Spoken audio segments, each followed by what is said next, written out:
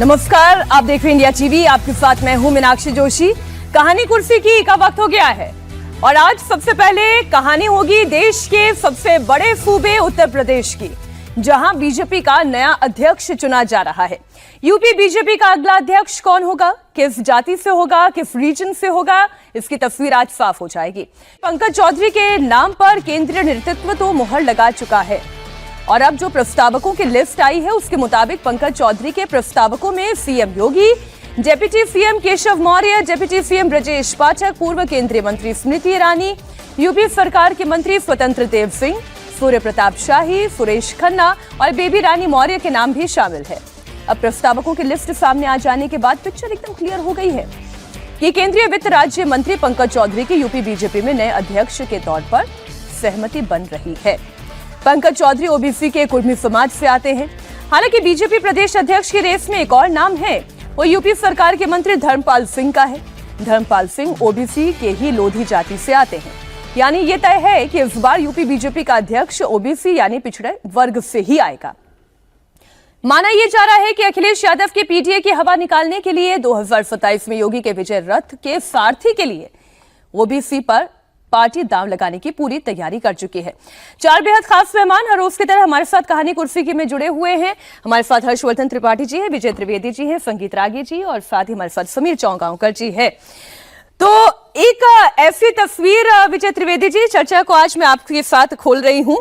PDA में सेंधमारी की पूरी तैयारी बीजेपी तो कर रही है, फिर चाहे वो धर्मपाल सिंह हो या फिर वो पंकज चौधरी हो, नाम ओबीसी का ही होगा।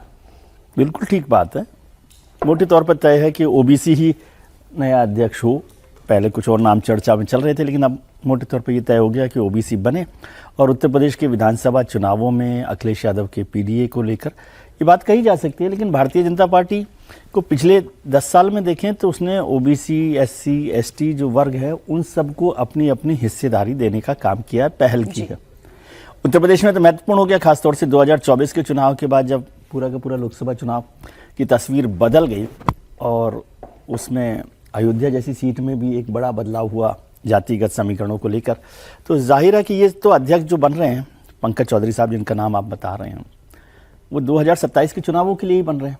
तो 2027 के चुनावों में अखिलेश से मुकाबले के लिए, पीडीए के मुकाबले के लिए जरूरी है कि एक ऐसा नाम हो जो उस बात को करे। लेकिन इसमें राजनीतिक समीकरणों को भी देखें तो दिल्ली और लखनऊ दोनों के बीच एक सामंजस्य बनाने की कोशिश की गई है कि सबकी पसंद का हो, किसी का कोई नापसंद मोटे तौर पर ना हो। और ये किया जाए कि एक अपर कास्ट से चीफ मिनिस्टर है तो एक ओबीसी से वो हो जाएगा, तो एक सोशल बैलेंस भी हो जाएगा, जातिगत समीकरण भी बन जाएगा। अब वो जिम्मेदारी को कैसे निभाते हैं, कैसे आगे बढ़ाते हैं। हालांकि सर, इसमें एक चीज कही जा सकती है हर्षवर्धन जी कि एक रीजनल इम्बैलेंस क्या नहीं दिखाई दे रहा है। अब मैं ये क्यों कह रही हूँ कि बनारस पूर्वांचल का हिस्सा है, यहीं से प्रधानमंत्री नरेंद्र मोदी आते हैं। गोरखपुर पूर्वांचल का ही हिस्सा है, यहीं से मुख्यमंत्री योगी आदित्यनाथ आते हैं। और अब यहीं से अगर पंकज चौधरी का नाम आगे आता है, जैसा कि खबरें कह रही हैं, तो ये भी एक पूर्वांचली नाम है। देखिए, पंकज चौधरी जी का नाम जिसको कहते हैं ना कि लास्ट मिनट एंट्री है।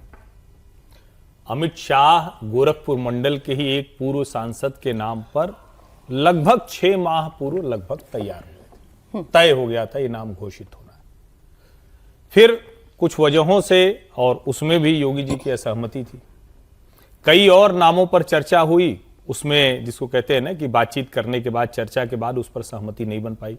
अच्छा, एक तो इस बात से मेरा सख्त ऐतराज है कि कोई और चेहरा आएगा तो लड़ाई 27 की लड़ी। योगी जी से बड़ा चेहरा तो कोई है नहीं, मतलब इसको स्पष्टता से अगर कहें तो योगी आदित्यनाथ से बड़ा चेहरा नरेंद्र मोदी के बाद कोई चेहरे के तौर पर नहीं, कोई उतना बड़ा मास लीडर, क्राउड पुलर नहीं है। तो ये कहना कि चेहरा कोई और होगा तो वो मैं ठीक नहीं मानता।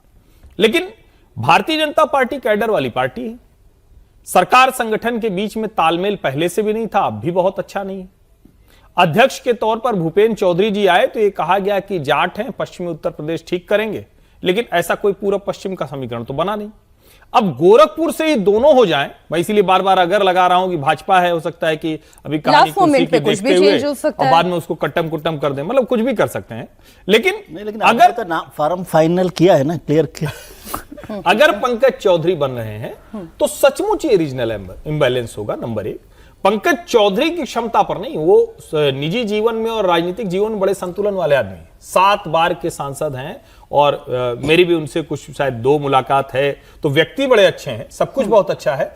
लेकिन अध्यक्ष के तौर पर जो भूमिका अभी भाजपा को चाहिए वो निभाने के लिए हैं क्या तैयार हो? तो जवाब है नहीं।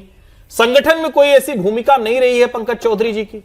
और गोरखपुर से ही फिर योगी जी भी आ जाएंगे, गोरखपुर से ही अध्यक्ष भी आ जाएंगे। इतना बड़ा प्रदेश है, वैसे ही गोरखपुर से गाजियाबाद भाषण में तो 2 शब्दों में निपट जाता है, लेकिन दूरी तय करेंगे तो बड़ी लंबी होती है। तो गोरखपुर से गाजियाबाद अगर ये दूरी हो गई तो ये मुझे ठीक नहीं दिखता है। मतलब मुझे बहुत थोड़ा चौंकाता है मेरे जैसे सामान्य समझ वाले व्यक्ति के लिए कि ऐसा कैसे हो सकता है, लेकिन अब होता हुआ दिख रहा है। तो इसमें एक लाइन जोड़ दूं मैं कि गुजरात से प्रधानमंत्री हो और गुजरात से राष्ट्रीय अध्यक्ष हो, तो देश से बड़ा तो उत्तर प्रदेश नहीं है, वो पार्टी के। और जब हर्ष जी ने कहा कि भाई चेहरा ही योगी जी है, और वो सच भी है, तो अब उसके बाद सब चीजें एक सोशल बैलेंस के लिए नहीं, लेकिन सोशल बैलेंसिंग में फिर तो हमें एक लाइन और जोड़ दें, क्योंकि विजय जी ने कहा कि राष्ट्रीय अध्यक्ष भी और प्रधानमंत्री और राष्ट्रीय अध्यक्ष जिन वजहों से थे, अगर उन वजहों से ये होते तो मैं भी कहता बड़ा अच्छा। ठीक है सर, हम आगे बढ़ते हैं इसी मुद्दे पर। हम जो ये पीडीए की बात करते हैं रागी जी, अखिलेश यादव इसी पीडीए के दम पर लोकसभा चुनावों में उनका बड़ा जबरदस्त परफॉर्मेंस रहा था, और अभी जितने भी सोशल मुद्दे वो उठाते हैं, फिर चाहे वो एफआईआर का ही मुद्दा क्यों ना हो, उसमें भी वो यही कहते हैं, पीडीए की बात करते हैं कि पीडीए का वोट जो है काटने की कोशिश की जा रही है। इसमें ये 2 नाम क्या कोई डेंट लगा पाएंगे अखिलेश यादव के वोट बैंक को? देखिए, मुझे लगता है कि हर पार्टी को अपनी ही जमीन पर राजनीति करनी चाहिए और अपने ही मुद्दों को आगे लेकर के राजनीति करनी चाहिए। कोई दूसरा पिच दे रहा है और हम उस पिच पर खेलने के लिए उद्यत हो जाएं, तो मुझे लगता है ये आत्मघाती रवैया है। मुझे लगता है कि हम यदि बैट्समैन बहुत अच्छे हैं स्पिन के और हम फास्ट बॉलर के पिच पर खेलने के लिए आगे आ जाए तो हमारे लिए खतरनाक होगा। जाति की राजनीति और जाति के समीकरण की राजनीति भारतीय जनता पार्टी के लिए खतरनाक है। जैसे इस पिच पर आप बहुत लंबे समय तक खेल करके आप आगे की अपनी राजनीति खड़ी नहीं कर सकते हैं, ऐसा मेरा मानना है। हो सकता है इसका अपवाद भी है। मैं मानता हूं कि 2014 का जो चुनाव था उसमें छोटी छोटी जातियों के जो फेडरेशन के तौर पर लीडरशिप फेडरेशन जो भारतीय जनता पार्टी ने तैयार किया था, जो सामाजिक समीकरण तैयार किया था, वो बहुत शानदार था और उस शानदार समीकरण के कारण उसको जीत भी हासिल हुई। लेकिन 2019 में वही लागू हुआ क्या? 2019 के अंतर्गत मैं मानता हूं कि जो राष्ट्रवाद की भावना थी वो भारतीय जनता पार्टी को आगे लेकर गई।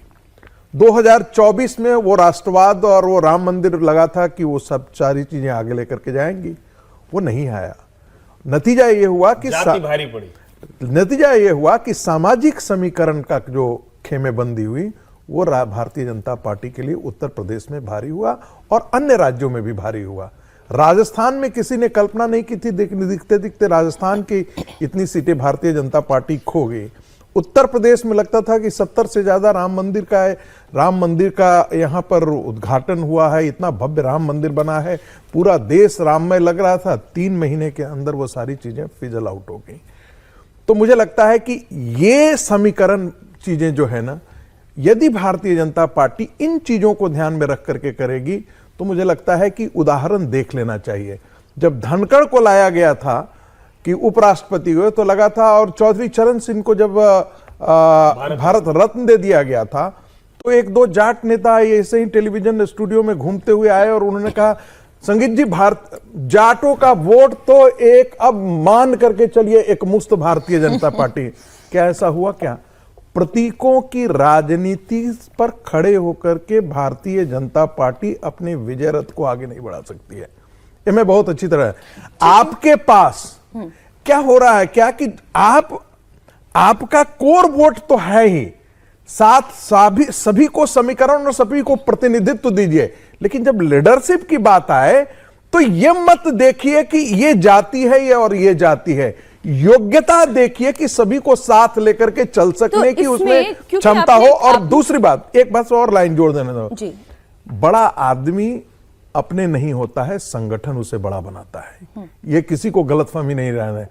कल्याण सिंह जब भारतीय जनता पार्टी से हट गए ना, तो कानपुर सेंट्रल रेलवे स्टेशन पर उनको 20 आदमी अगवानी करने के लिए नहीं मिला था, ये भी मैं बता दूं। और जो बड़ी पॉलिटिकल पार्टियों से बड़े बड़े नेता निकल करके बाहर निकले ना, तो उनको अपनी अपनी हैसियत पता लग गई। जब आप मुख्यमंत्री बनते हैं या कोई बनते हैं, कोई आप छोटा को भी भारतीय जनता पार्टी बड़ा बना देती है और बड़े को भी छोटा करने की उसमें क्षमता है। तो मुझे लगता है कि संगठन के साथ जानना ये बहुत महत्वपूर्ण है। मैं आपकी बात से सहमत हूं, लेकिन आपने जब कहा कि अपवाद के तौर पर, फिर मुझे सम्राट चौधरी का नाम भी ध्यान आता है, क्योंकि वहां पर भी तो यही जाति का बैलेंस बनाने की कोशिश हुई। अच्छा, केशव प्रसाद मौर्य ने और महेंद्रनाथ पांडे ने इस पूरे मसले पर क्या कहा है, वो भी आपको सुना देते हैं, फिर समीर जी में आ रही हूं आपके पास। भारतीय जनता पार्टी एक लोकतांत्रिक पार्टी है, विश्व की सबसे बड़ी पार्टी है, और हमारे यहाँ एक चुनाव की पद्धति है। उस पद्धति से चुनाव की प्रक्रिया, पहले नामांकन होगा, फिर नामांकन पत्रों की जांच होगी, और जांच के उपरांत फिर निर्वाचन के संबंध में जो घोषणा की प्रक्रिया है, मतदान की प्रक्रिया है, आवश्यकता पड़ने पर उस दृष्टि से आगे बढ़ेंगे। आज नामांकन की प्रक्रिया 2 से 3 के बीच केंद्रीय चुनाव पर्यवेक्षक राष्ट्रीय महामंत्री श्री विनोद तावड़े जी की उपस्थिति में संपन्न होगी, प्रदेश अध्यक्ष एवं राष्ट्रीय परिषद के सदस्यों के लिए।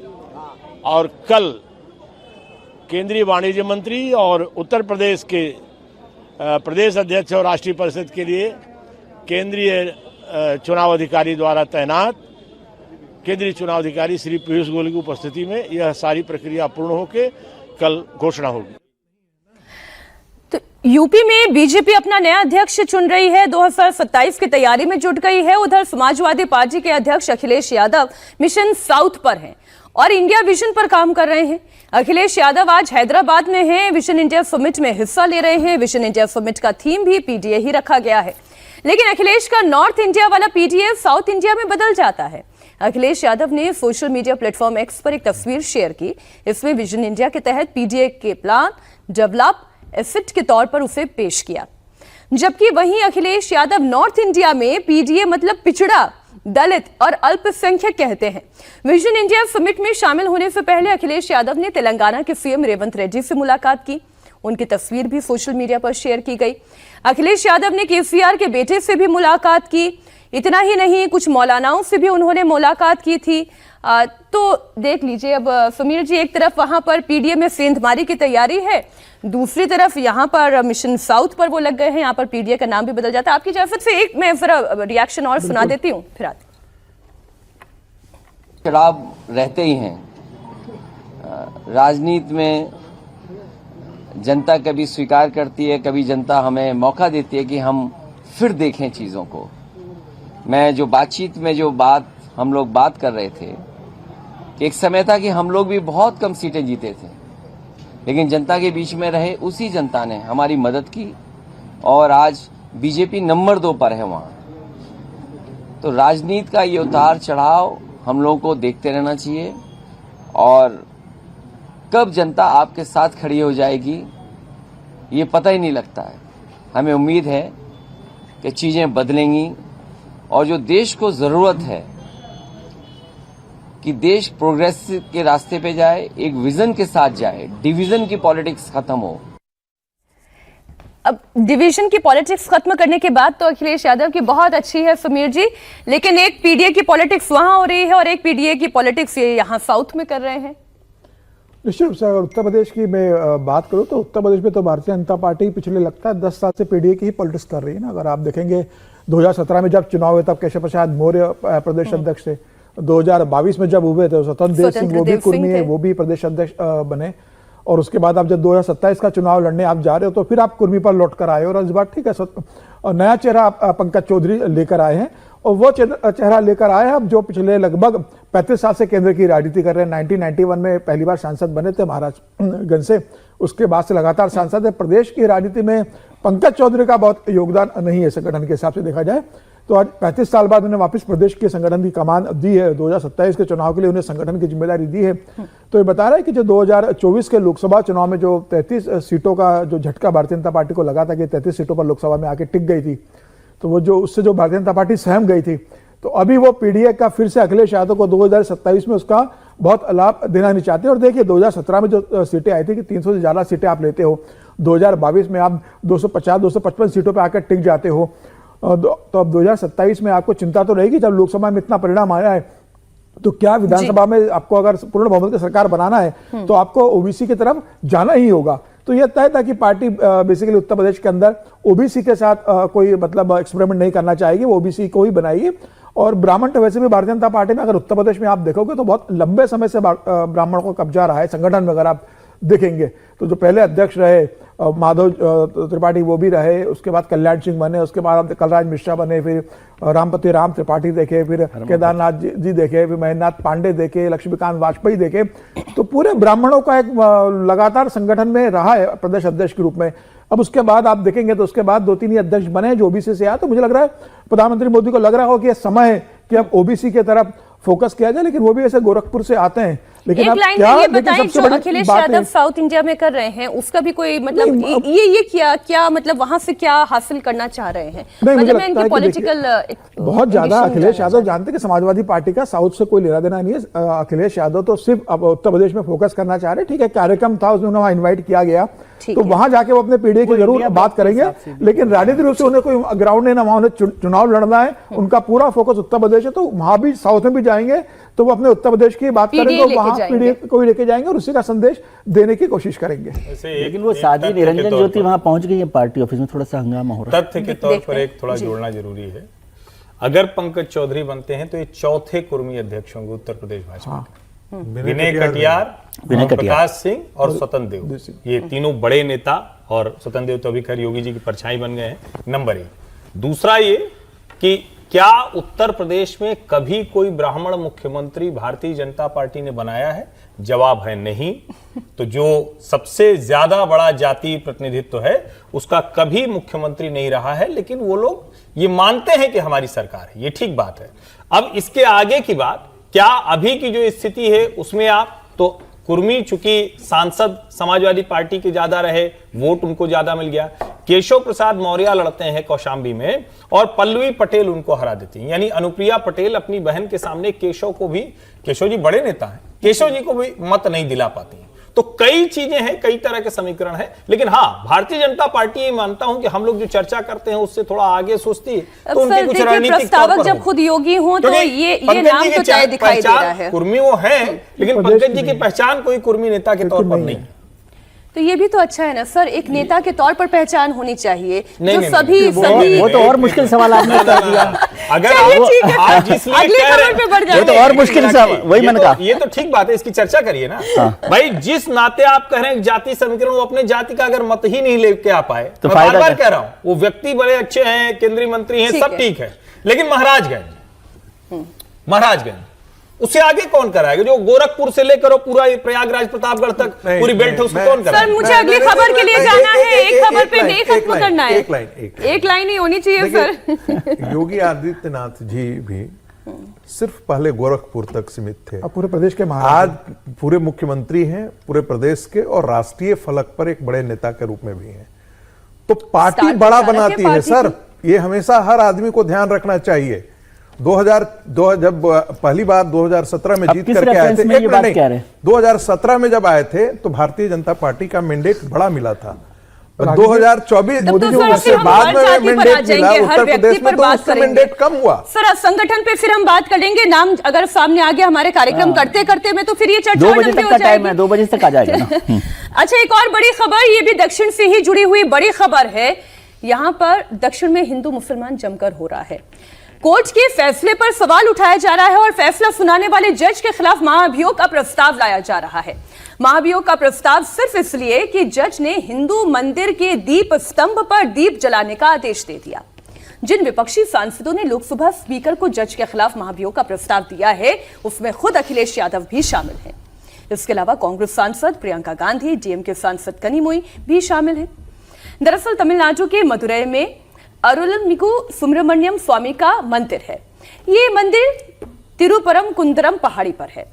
मंदिर से थोड़ी ही दूरी पर, बमुश्किल 30-40 मीटर की यह दूरी है, जहां पर दरगाह है। मतलब आप यूं अगर उसका पूरा कंस्ट्रक्शन देखेंगे, जो पहाड़ी है, पहाड़ी के निचले हिस्से में मंदिर है, वहां से ऊपर चढ़ के जब आप जाते हैं तो वहां पर एक बड़ा सा दीप स्तंभ है, वहीं से 30-40 मीटर की दूरी पर दरगाह है। मंदिर और दरगाह के बीच की इस जमीन को लेकर पिछले 100 सालों से कोर्ट में विवाद चल रहा है। साल 1920 में तमिलनाडु की सिविल कोर्ट ने पहाड़ी पर अधिकार मंदिर के पक्ष में सुना दिया था, लेकिन दीपम को लेकर कोई स्पष्ट निर्देश नहीं दिया गया था। अब जस्टिस GR स्वामीनाथन ने मंदिर के पवित्र स्तंभ, जिसे कार्तिकाई दीपम लैंप कहते हैं, उस पर दीप जलाने की इजाजत दे दी। तो इसके खिलाफ DMK समेत विपक्षी सांसदों ने जस्टिस स्वामीनाथन के खिलाफ महाभियोग का प्रस्ताव दे दिया। हालांकि इस पर अब संघ प्रमुख ने भी अपना बयान दिया। उन्होंने कहा कि तमिलनाडु के हिंदू खुद इस मुद्दे को सुलझाने में सक्षम है और जब उन्हें जरूरत पड़ेगी तब इस पर RSS विचार करेगा। The matter is now sub judice. Let it resolve.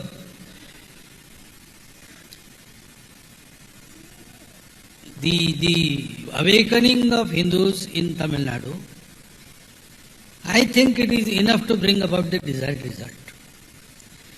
But if at all it is needed, the Hindu organizations are working in Tamil Nadu also. They will let us know, then we will think about it. But at present, I think the issue can be resolved here only on basis of the Hindus' strength in Tamil Nadu only. इस impeachment में Vijay ji jurisdictional reasoning कहां है? सिर्फ और सिर्फ political reasoning इसमें मुझे DMK की, समाजवादी पार्टी की, कांग्रेस की, तमाम विपक्षी दलों की दिखाई दे रही है। ये एक फैसला था, फैसला नामंजूर था तो आप हायर बेंच के पास जाते, वहां पर भी अगर आपके पक्ष में नहीं था आप सुप्रीम कोर्ट चले जाते। क्योंकि ये फैसला हिंदुओं के पक्ष में आ गया तो इतनी बेचैनी क्यों हो गई विपक्ष को कि वो सीधा जज के खिलाफ इंपीचमेंट का नोटिस दे रही है? एक्चुअली आपकी बात बिल्कुल ठीक है। तो जुडिशियल रीजनिंग के लिए तो उन्होंने किया भी नहीं है, वो पॉलिटिकल रीजनिंग के लिए किया है। और तमिलनाडु की राजनीति, खासतौर से DMK की जो राजनीति है, वो तो एक तरह से एंटी हिंदू राजनीति है। आप तो वो कोविड, और अभी तो बोला नहीं उन्होंने कि कोविड और कौन कौन सी बीमारी होती है हिंदू, तो वो बात नहीं किया। और वो पॉलिटिकल रीजनिंग की वजह से ही एक इम्पीच, क्योंकि ये कोई प्रोसेस माना नहीं। आप बिल्कुल ठीक करेंगे, यदि आपको ये फैसला मंजूर नहीं है आप सुप्रीम कोर्ट में चले जाएं, वहां पर भी डबल बेंच में उसमें चले जाएं और सुप्रीम कोर्ट में जा सकते थे। लेकिन सुप्रीम कोर्ट में जाने से तो फिर एक पॉलिटिकल वो नहीं बनता ना, इलेक्शन होना अगले साल। DMK की राजनीति तो सर समझ में आती है, इसमें समाजवादी पार्टी को क्या राजनीति दिखाई दे रही है? नहीं, वो उनके साथ खड़े रहना चाहते हैं कि भाई अपना नुकसान हो जाए तो भी खड़े रहना चाहते हैं। ये आप समझ रहे हैं कि उनका नुकसान हो जाए, ये तो वो नहीं सोच रहे। कोई भी अपना नुकसान समझ होता है कि नहीं होता है, नुकसान वो अलग इशू है। लेकिन कोई आदमी अपने लिए, आप अखिलेश जी को छोड़ो, अभी तो वो ठाकरे साहब की पार्टी क्या है, उद्धव ठाकरे। अमित शाह ने पूछा था सदन में, उद्धव ठाकरे जी की पार्टी भी उसमें शामिल है। तो अखिलेश जी को तो छोड़ दीजिए, अखिलेश जी तो एक पक्ष में अलग से दिखाई ही देते हैं। वहां पर प्रियंका जी भी हैं, कांग्रेस जो है वो भी खड़ी है वहां पर उनके साथ में। लेकिन मेरे को उद्धव ठाकरे भी उसमें साइन करने वाले लोगों में वो ज्यादा हैरानी वाली बात लगती है कि वो कहां तक जाएंगे। जी समीर जी ज्यादा बता सकते हैं कि वो उद्धव ठाकरे अब कहां पहुंच गए, समुद्र के किस किनारे पर खड़े हैं। तो इसलिए ये जुडिशियल रीजनिंग का मसला ही नहीं है ना, पॉलिटिकल रीजनिंग और पॉलिटिकल लड़ाई है, वो उसको लड़ रहे हैं उस तरह से। जो मोहन भागवत ने लेकिन जो बात कही समझना जरूरी है। एक तो ये कि मोहन जी से प्रश्न किया गया तो उन्होंने बहुत स्पष्टता से कहा, हमारा काम वहां जाकर ठीक होता है जब हिंदू जाग जाता है। अगर हिंदू जाग जाता है तो हमें और कोई काम करने की जरूरत नहीं। उन्होंने ये कहा कि इसके लिए किसी और को, और चूंकि ये सब जुडिस मामला है तो हम इस पर कोई टिप्पणी कहें, कुछ कहें, ये उचित नहीं होगा। लेकिन ये हिंदुओं के ही पक्ष में होना चाहिए। ये उनके बयान में ये बहुत साफ साफ लिखा हुआ है कि ये हिंदुओं के ही पक्ष में होना। अब मूल बात थोड़ा सा समझ लें, चूंकि जब कुर्सी की कहानी सुनते हैं लोग तो ये इसको जरा समझ लें। कार्तिकेय दीपम तमिल हिंदुओं का पूरी दुनिया में सबसे बड़ा पर्व है। भगवान शिव की आराधना के लिए दीप प्रज्वलित किया जाता है। ये जिस पहाड़ी पर दीप प्रज्वलन होना है, दरगाह का उससे दूर दूर तक लेना देना नहीं। और जो लोग कई बार कहते हैं, तो ये जो तिरुपरम कुंड्रन जो जगह है, इस जगह पर, इस पहाड़ी के इर्द गिर्द 3.2% ओनली, ये तथ्य जानना जरूरी है तब आप समझ पाएंगे, 3.2% ओनली मुस्लिम पॉपुलेशन है। मात्र 3.25% मुस्लिम है और एक दीप स्तंभ, एक प्रकाश स्तंभ वो नहीं जला रहे। टेम्पल कमेटी को पहले कहा, लेकिन चूंकि टेम्पल्स का तो डीएमके के राज में क्या है सब जानते हैं, मैनेजमेंट कमेटी किसके पास, उन्होंने नहीं जलाया। न्यायाधीश महोदय ने कहा ठीक है लोग जला देंगे, नहीं जलाने दिया। उसके बाद न्यायाधीश को कंटेम्प्ट की बात करनी पड़ी, डीजीपी और चीफ सेक्रेटरी को नोटिस देनी पड़ी। और जो आप लोग कह रहे सुप्रीम कोर्ट भी गई है, सरकार सुप्रीम कोर्ट भी गई है, लेकिन इसके बीच में उन्होंने कहा कि न्यायाधीश महोदय का व्यवहार गड़बड़ है, ये कैसे रहते हैं, और शायद वो त्रिपुंड और टीका लगाते हैं वो भी उनको परेशान कर रहा है, वो हिंदुओं के पक्ष में क्यों देते हैं, और उसमें हिंदू साफ लिख के लिखा हुआ है, जो पिटीशन है ना उसमें 12-13 पॉइंट है। अब सवाल यह है कि क्या सचमुच हम इस जगह आ गए हैं कि बहुसंख्यक हिंदू देश में, मूल रूप से जो हिंदू देश है, वहां भगवान शिव की आराधना वाले प्रकाश स्तंभ को न्यायालय कह दे। आप यानी कॉन्स्टिट्यूशन को नहीं मान रहे और आप उसको चला, न्यायाधीश को ये कहना पड़ा कि आप अवमानना कर रहे हैं। तो इसको सिर्फ इतना भर मत देखिए कि कौन कौन साइन कर रहा है। और सचमुच शिवसेना उबाठा वाला तो आश्चर्यजनक है ही, इन लोगों का भी आश्चर्यजनक है भाई। आप डीएमके की बात अलग है, वो तो एंटी हिंदू पॉलिटिक्स करते हैं, हिंदू विरोधी पूरा रिसर्च कर रही थी, आप क्यों हिंदू विरोधियों के साथ खड़े, ये भी तो सवाल है। जब प्रिवी काउंसिल ये कहती है कि दरगाह की लैंड जो है वो एक्सेस में है और ऑक्यूपाइड है, ये जमीन मंदिर की है, ये प्रिवी काउंसिल में भी ये लाइन अंकित है। और एक कविता बकायदा ये है, 15 मीटर मिले गई बोला like a lamp lit at the kill of hill top. Confrontation नहीं है, दरगाह से कोई कन्फ्रंटेशन नहीं है, वो पॉलिटिकल कन्फ्रंटेशन में उसको लेकर आप आ गए हो। बात होने जा रही है पश्चिम बंगाल की पॉलिटिक्स की, लेकिन एक तस्वीर ऐसी आज पश्चिम बंगाल से आई। आज दुनिया के स्टार फुटबॉलर लियोनेल मेसी 3 दिन के भारत दौरे पर हैं। आज वो कोलकाता में है, सॉल्ट लेक स्टेडियम में मेसी की एक झलक पाने के लिए हजारों की संख्या में वहां पर फैंस उमड़ आए।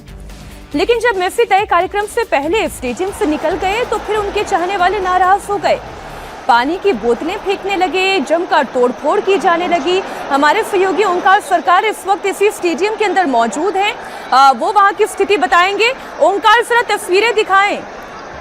मेसी के जल्द लौटने से उनके फैंस इतने भड़क गए कि कैनोपी वगैरह सब तोड़ दी। देखिए दर्शक काफी ज्यादा गुस्से में थे और गुस्से का जो वो नतीजा थोड़ा दिखाने की कोशिश करूंगा। यहाँ पर हमारा कैमरा पर्सन जो दिखा रहा है, यहाँ पर जितने भी चेयर लगे हुए थे सब तोड़कर यहाँ पर ग्राउंड के अंदर, फील्ड के अंदर फेंक दिए गए। इसके अलावा जितने जो भी यहाँ पर जो कुछ भी था वो तोड़फोड़ की गई। साउंड सिस्टम, साउंड बॉक्स जो था वो भी तोड़फोड़ की गई। इसके अलावा जो नेट था, जो फुटबॉल का नेट, वो नेट भी फाड़ लिया गया। इसके अलावा पूरा ग्राउंड का स्थिति थोड़ा दिखाने की कोशिश करूंगा। यहाँ पर बिखरे पड़े हुए हजारों संख्या में यहाँ पर चेयर यहाँ पर बिखरे पड़े हुए, गुस्से में आकर दर्शक सब तोड़फोड़ कर दी। क्योंकि इससे पहले 14 साल पहले मेसी कोलकाता पे पहुंचे थे तो उस समय तो ऐसा कुछ देखा नहीं गया था, लेकिन इस बार सभी दर्शक जितने पहुंचे थे उनका यही कहना है कि मैनेजमेंट की तरफ से ऐसा कोई व्यवहार किया गया कि वो मेसी का एक झलक भी नहीं पाए। तो इस वजह से हजारों रुपए से वो लोग टिकट खरीदे थे, लेकिन मेसी का झलक ना पाने की वजह से दर्शक कहीं ना कहीं गुस्से में आ गए। गुस्से में आकर लगातार तोड़फोड़ की गई। यहाँ पर एक एक करके दिखाने की कोशिश करूंगा मीनाक्षी। यहाँ पर जैसे कि देखा जा रहा है, साउंड सिस्टम बॉक्स जो लगाए गए थे वो सारे के सारे सब तोड़फोड़ की गई है। चेयर वगैरह, इसके साथ साथ जितने भी बैनर, पोस्टर, होर्डिंग, जितने भी जो कुछ भी था वो सभी को तोड़फोड़ कर दी गई। दर्शक में कभी ज्यादा गुस्से में थे। और इसके साथ साथ स्टेडियम का तस्वीर भी थोड़ा दिखाने की कोशिश करूंगा। यहाँ पर सारे जगह जहां पर यहाँ पर जो टेंट लगाए गए थे वो टेंट भी तोड़फोड़ की गई। एकदम ग्राउंड के अंदर दर्शक पहुंचते हुए वो लगातार अपना आक्रोश दिखाते गए और विरोध प्रदर्शन करते गए कि वो हजारों रुपए किसे ये टिकट खरीदे थे मेसी को देखने के लिए, लेकिन मेसी का एक झलक भी उनको ना देखने को नहीं मिला। तो इसी वजह से काफी ज्यादा भड़के हुए थे दर्शक और इस वजह से जुबिया भारती स्टेडियम वो लगातार तोड़फोड़ की गई दर्शक द्वारा। और एक बार दिखाने की कोशिश करूंगा पूरा ग्राउंड का विजुअल जो है, वो ग्राउंड का विजुअल थोड़ा दिखाने की कोशिश करूंगा। यहाँ पर देखिए लगातार तोड़फोड़ की तस्वीर, यहाँ पर जहां भी देखेंगे वहां पर लगातार तोड़फोड़ की तस्वीर ही आपको देखने को मिलेगी। क्योंकि यहाँ पर जैसे कि देखा गया है कि दर्शक हजार रुपए करके ये टिकट खरीदे थे और टिकट खरीदने के बाद जब वो अपने चाहते फुटबॉलर को देख नहीं पाए तो उसके बाद जैसे कि देखा गया लगातार तोड़फोड़ हुई। उसके बाद ग्राउंड से पुलिस द्वारा सभी दर्शकों को निकाला गया। फिलहाल यहाँ पर पुलिस इस जगह से निकलने के लिए कह रहे हैं। हालांकि यहाँ पर तस्वीर फिर भी मैं दिखाने की कोशिश करूंगा। यहाँ पर लगातार तोड़फोड़ की गई है, हर एक चेयर, इसके साथ साथ साउंड सिस्टम, सभी कुछ यहाँ पर तोड़फोड़ की गई है। यहाँ पर और एक बार दिखाने की कोशिश करूंगा, इसका हालत देखिए। ये जो साउंड मुझे सिस्टम, ओंकार आप साउंड ये बॉक्स जो है तस्वीरें वो दिखाते रहे, लेकिन साथ ये भी बताएं कि क्या क्राउड मैनेजमेंट ठीक तरीके से प्रशासन ने नहीं किया? क्योंकि कुछ तस्वीरें मैं ऐसी भी देख रही हूँ सोशल मीडिया पर जो इसी सॉल्ट लेक स्टेडियम की सर्कुलेट हो रही है कि लियोनेल मेसी भी जब वहां पर मौजूद थे, स्टेडियम दीर्घा से वहां से लगातार मैदान की तरफ बॉटल्स फेंकी जा रही थी, प्लास्टिक बॉटल्स फेंकी जा रही थी। ये तो मिसमैनेजमेंट है ना? देखिए, मेसी का जो निर्धारित समय था उस समय से कुछ देर पहले ही मेसी स्टेडियम छोड़ चुके थे। इसके वजह से भी दर्शक काफी ज्यादा गुस्से में आ गए कि इतना जल्दी मेसी क्यों स्टेडियम छोड़ के चले गए, क्योंकि उनका टाइम था 1:05 पर और उससे पहले ही वो स्टेडियम छोड़ चुके थे। इसके वजह से काफी ज्यादा गुस्से में थे। तब प्लास्टिक के पानी के बोतल लगातार यहाँ पर फेंका गया स्टेडियम के अंदर। उसके बाद जैसे कि देखा गया है कि यहाँ पर लगातार तोड़फोड़ भी की गई और दर्शक द्वारा यहाँ पर तोड़फोड़ करने की वजह से इस वक्त स्टेडियम से बाहर पुलिस निकलने को लिए कह रहे हैं। लेकिन यहाँ पर भी तस्वीरें हैं, यहाँ पर भी तस्वीरें दिखाने की कोशिश करूंगा कि क्या हालत बना दिया गया है स्टेडियम का। हजारों संख्या में आज दर्शक यहाँ पर पहुंचे थे अपने चाहते लियोनेल मेसी को देखने के लिए, क्योंकि पिछले 2011 साल यानी कि 14 साल पहले मेसी कोलकाता में पहुंचे थे। उसके बाद 14 साल बाद मेसी अब कोलकाता में पहुंचे हैं, तो हजारों संख्या में उनका जो फैंस है, फॉलोअर्स है, वो पहुंचे थे मेसी को देखने के लिए। लेकिन मेसी का एक झलक भी उनको देखने को नहीं मिला, तो काफी ज्यादा गुस्से में आ गए दर्शक। और उनका कहना है कि हजारों रुपया देके वो टिकट खरीदे थे, उस टिकट का पैसा का रिफंड वो चाहते हैं जल्द से जल्द। और इसी वजह से यहाँ पर स्टेडियम में लगातार तोड़फोड़ की गई। यहाँ पर स्टेडियम का विजुअल्स भी दिखाने की कोशिश करूंगा मीनाक्षी। यहाँ पर फिलहाल हजारों संख्या में, भारी संख्या में पुलिस तो मौजूद है, लेकिन जब ये तोड़फोड़ हुई तब कहीं ना कहीं पुलिस इसको कंट्रोल में नहीं ला पाया और पुलिस मॉब के सामने कंट्रोल नहीं ला पाया। और पूरी जो ग्राउंड है, पूरी जो स्टेडियम है, ये स्टेडियम का पूरा हिस्से में दर्शक पहुंच गए और लगातार तोड़फोड़ की गई। यहां तक कि जो फुटबॉल का नेट है उस नेट को भी फाड़ा गया। साथ साथ यहां पर साउंड बॉक्स से लेकर जितने भी सामग्री थे सब कुछ में तोड़फोड़ की गई। ओंकार, मैं कुछ और रिएक्शंस भी देख रही हूँ पब्लिक के। वो ये कह रहे हैं कि जैसे एक महिला बता रही है कि उनके बेटे की जबरदस्त दीवानगी है लियोनेल मेसी के लिए, वो उन्हें देखना चाहता था, लेकिन ये सब कुछ एक स्कैम है, ठीक से मतलब मैनेज ही नहीं किया गया। जैसे लियोनेल मेसी वहां पर आए, बाकी लोगों ने उन्हें ऐसे घेर लिया कि दर्शक दीर्घा में बैठे हुए तमाम लोग बस देखते ही रह गए। अब कोई छोटा बच्चा वहां से निराश होकर जा रहा है तो जाहिर है कि उसके माता पिता आक्रोशित होंगे ही और बाकी लोग भी बड़े परेशान होंगे। समीर जी, ये तो तस्वीरें हैं, घंटों तक इंतजार। मुझे याद आ रहा है इंडिया श्रीलंका के बीच में एक फाइनल मैच, क्रिकेट मैच के दौरान भी कुछ ऐसी तस्वीरें आई थी।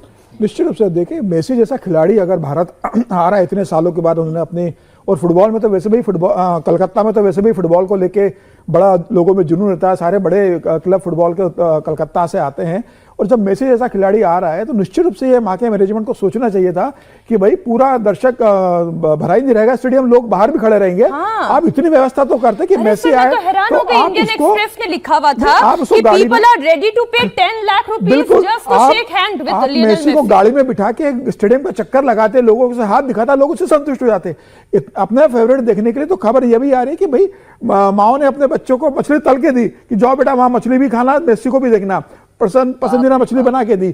अब वो मछली खाते रहे, उनको मेसी के दर्शन नहीं हो रहे वहां पर। घर से रसगुल्ले लेके आ रहा है, सब तैयारी करके आ रहा है, और वहां लोगों ने किस तरह से उद्यम किया।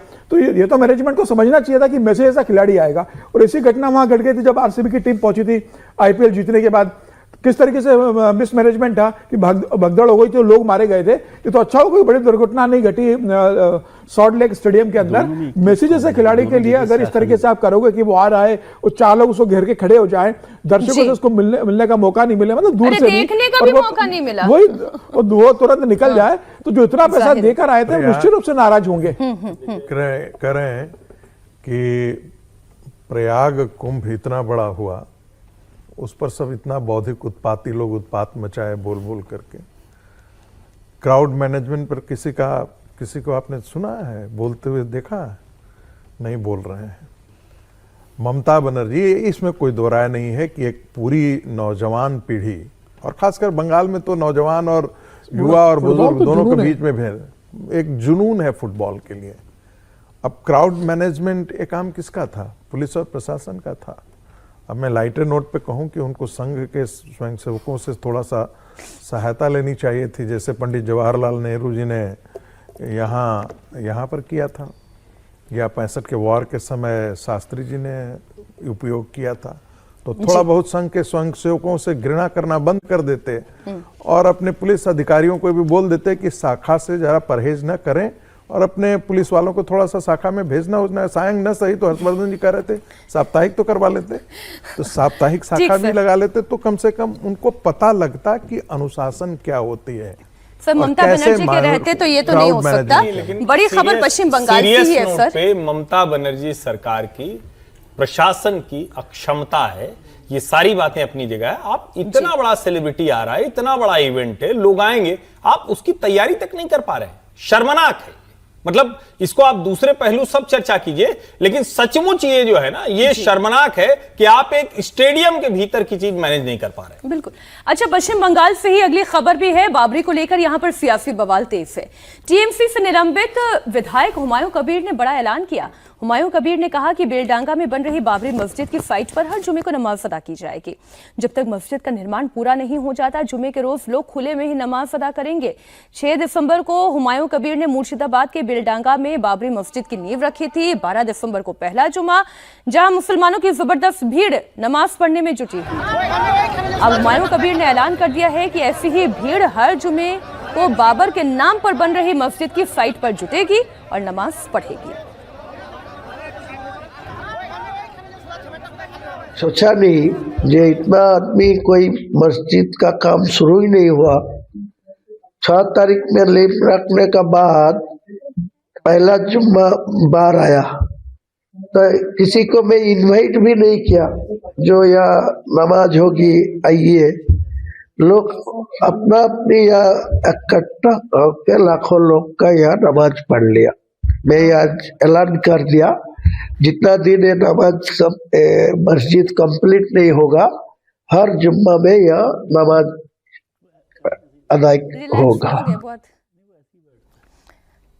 हुमायूं कबीर बाबरी मस्जिद बनाने पर अड़े हुए हैं। मुसलमानों की बड़ी संख्या भी हुमायूं के साथ खड़ी हुई दिखाई दे रही है। बाबरी मस्जिद बनाने के लिए बड़ी संख्या में लोग चंदा भी दे रहे हैं। रिपोर्ट तो ये कह रही है विजय जी कि 7 दिन के अंदर अंदर 4 करोड़ से ज्यादा का चंदा जमा हो गया है। हालांकि सवाल ये भी उठ रहे हैं कि भाई इसमें विदेशी चंदा कितना है, अब वो तो अभी पता करना विजय जी मुश्किल है।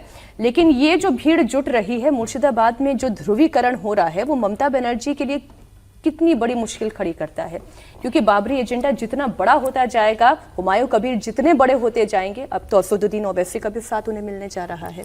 बिल्कुल, और इसीलिए ये राजनीतिक लड़ाई के तौर पर देखा जा रहा है कि पहले समझ रहे थे कि बाबरी मस्जिद को लेकर ममता बनर्जी पोलराइज करेंगी। उस दिन भी मैंने कहा था कि ममता बनर्जी इनके खिलाफ हैं और इनको सस्पेंड कर रही हैं, निकाल रही हैं।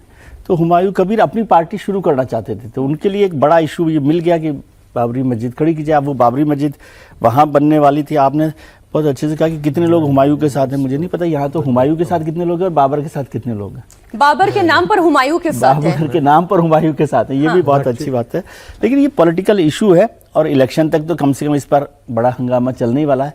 लेकिन कोई फायदा ममता बनर्जी को होगा ऐसा नहीं लग रहा, ममता बनर्जी को नुकसान होगा। अब ममता बनर्जी को नुकसान होगा तो बहुत सारे लोग करेंगे, कौन करवाएगा ये नुकसान? मीनाक्षी, जो इतने 1 लाख लोग आज जुम्मे की नमाज पर कहा जा रहा है कि कल 1 लाख के लोग आए, क्या ये सब राजनीति को ध्यान में रख करके आ रहे थे? मैं इसे ऐसा नहीं मानता। बाबर के नाम पर आ रहे हैं। देखिए, बाबर और बाबर की मस्जिद, जो लोग कहते हैं ना कि भारत में बाबर और औरंगजेब के साथ भारत के मुसलमानों का क्या रिश्ता है, वो नहीं सोचते हैं ऐसा। ये भीड़ उनको बता रही है। जो लोग कहते थे ना कि अरे जिन्ना का मुस्लिम लीग के साथ भारत का मुसलमान कहाँ था, उसी जिन्ना 1946 के चुनाव में जितने मुसलमान थे भारत का, मैं फिर कहता हूं, चाहे वो मद्रास प्रेसिडेंसी का हो, चाहे वो केरला का हो, चाहे बॉम्बे प्रेसिडेंसी का हो, चाहे उत्तर प्रदेश का हो, ये सारे मुसलमान मुस्लिम लीग के साथ खड़े थे। और मुस्लिम लीग की मानसिकता और पाकिस्तान क्या था कि हम हिंदुओं के साथ नहीं रह सकते, हमारी संस्कृति अलग है, हमारी पहचान अलग है, हमारे पुरखे अलग हैं। ये उस सोच का प्रतीक यहां भी दिख रहा है। और यही लोग हैं जो भारत में लोग बार बार कहते हैं ना कि अरे आप हिंदू मुस्लिम करते हैं, हिंदू मुस्लिम। मैं उनको यही बात बताता हूं कि ये कहां से आता है। ये सोच मदरसे और मौलानाओं के द्वारा भारत के विभाजन के पश्चात भी ये नर्चर किया गया है 70 साल में। ये जहर है। और आने वाले दिनों में मैं साफ देख रहा हूं कि बंगाल के अंदर उत्तर प्रदेश जैसी ही स्थितियां उत्पन्न होंगी। हिंदू और मुसलमान दोनों सड़कों पर मिलेंगे। ये मुझे इसका अंदेशा है। की तस्वीर दिखाई दे बिल्कुल रही है। यदि मैं बार बार ये कहता हूं, मैं एक ही लाइन बोलता हूं, यदि मुसलमान अपने आप को मुसलमान के तौर पर देखेगा, भारत के नागरिक से ज्यादा वो मुसलमान के तौर पर देखेगा, तो हिंदू प्रतिकार के लिए एक दिन अपने आप को हिंदू के रूप में भी जरूर देखेगा। नहीं यदि देखेगा तो वो खत्म हो जाएगा। मैं तो इसमें एक भीड़ देख रही हूं जिसमें जो आप कह रहे हैं मैं उससे भी सहमत हूं। और मुझे ये भीड़ उस लिहाज से भी दिखाई दे रही है कि आने वाले चुनावों में ये भीड़ किसके लिए वोट के तौर पर, वोटर के तौर पर तब्दील होगी। क्योंकि जो ध्रुवीकरण की हम बात कर रहे हैं, ये जो सियासी उथल पुथल है, अभी तक बीजेपी चुप थी, ज्यादा आपने रिएक्शन नहीं सुने थे। अब बीजेपी नेता इस मसले पर बोलने लगे हैं। अर्जुन सिंह ने कहा कि हुमायूं कबीर को चेतावनी उन्होंने दी कि बंगाल में बाबर के नाम पर मस्जिद नहीं बनने देंगे, लेकिन वो तब तक चुप रहे जब तक कि नींव नहीं पड़ गई, जब तक कि पत्थर नहीं रख दिया गया, तब तक वो चुप थे। उससे पहले वो नहीं बोले, अब वो बोल रहे हैं। कबीर की, ये हुमायूं कबीर की बाबरी का हाल वही करेंगे जो 1992 में वहां अयोध्या वाली बाबरी का किया था। बंगाल में गज़वाए हिंद नहीं होने देंगे। आप अर्जुन सिंह का ये रिएक्शन सुने, फिर हर्षवर्धन जी आपके पास। उनको बाबरी नाम आने से करोड़ों करोड़ रुपया पैसा मिल रहा है। सोचिए किस जगह पर हम लोग, कौन सा देश में रह रहे हैं। हिंदुस्तान में बाबर 800 साल पहले के बाबर के नाम से आने से हम पूरा बंगाल एकदम, आज हजारों लोग, लाखों लोग, उस दिन 4 लाख लोग उपस्थित हो गए और सरकार बैठ के उसको करवा रही है। तो अगर हुमायूं समझ रहे हैं कि अपने बाप के नाम पर फिर से मस्जिद बना के बंगाल में वो फिर से एक्सटेंडेड बांग्लादेश बनाएंगे मुर्शिदाबाद को, तो मुझे लगता है कि उनको भ्रम है। जिस तरह से वो बाबरी मस्जिद हम लोगों ने ढांचा को तोड़ा था, इसको भी तोड़ेंगे। ये नमाज पढ़ना, हम लोग किसी को नहीं बोलते हैं कि नमाज मत पढ़ो, लेकिन नमाज मस्जिद में पढ़ो। आज तुम बाबरी मस्जिद के नाम में एक ही वर्ड यूज कर रहा हूँ, बाबरी नाम आने से ही वो ये सब काम कर रहे हैं। लेकिन बाबरी का क्या हालत हुआ था, वो हालत इस बाबरी का भी वही होगा। तो जो 1993 में जो हुआ था 2 में, उसी वो बाबरी का जो हाल हुआ था, इस बाबरी का भी वही हाल होगा। एक्सटेंडेड बांग्लादेश, ये पाकिस्तान का जो गजवाए हिंद का जो इनका नारा है, वो गजवाए हिंद हम लोग इंडिया में नहीं होने देंगे, चाहे इसके लिए कुछ भी हो जाएगा। ऐसे ऐसे हुमायूं और बाबर कितने आएंगे जाएंगे, गजवाए हिंद नहीं बनने देंगे हम लोग। बंगाल में ये एंटी ममता माहौल है या एंटी हिंदू माहौल है, या ये एकजुट होकर हर्षवर्धन जी, मुसलमान एक तरफ, एकजुट होकर फिर हिंदू एक तरफ खड़े हो जाएंगे, ये वैसी पॉलिटिकल प्लॉटिंग है? देखिए, राजनीतिक तौर पर अलग अलग खड़े होना, एक दूसरे के सामने खड़े होना, ये कोई कहने वाली बात नहीं है, हर राज्य में होता है।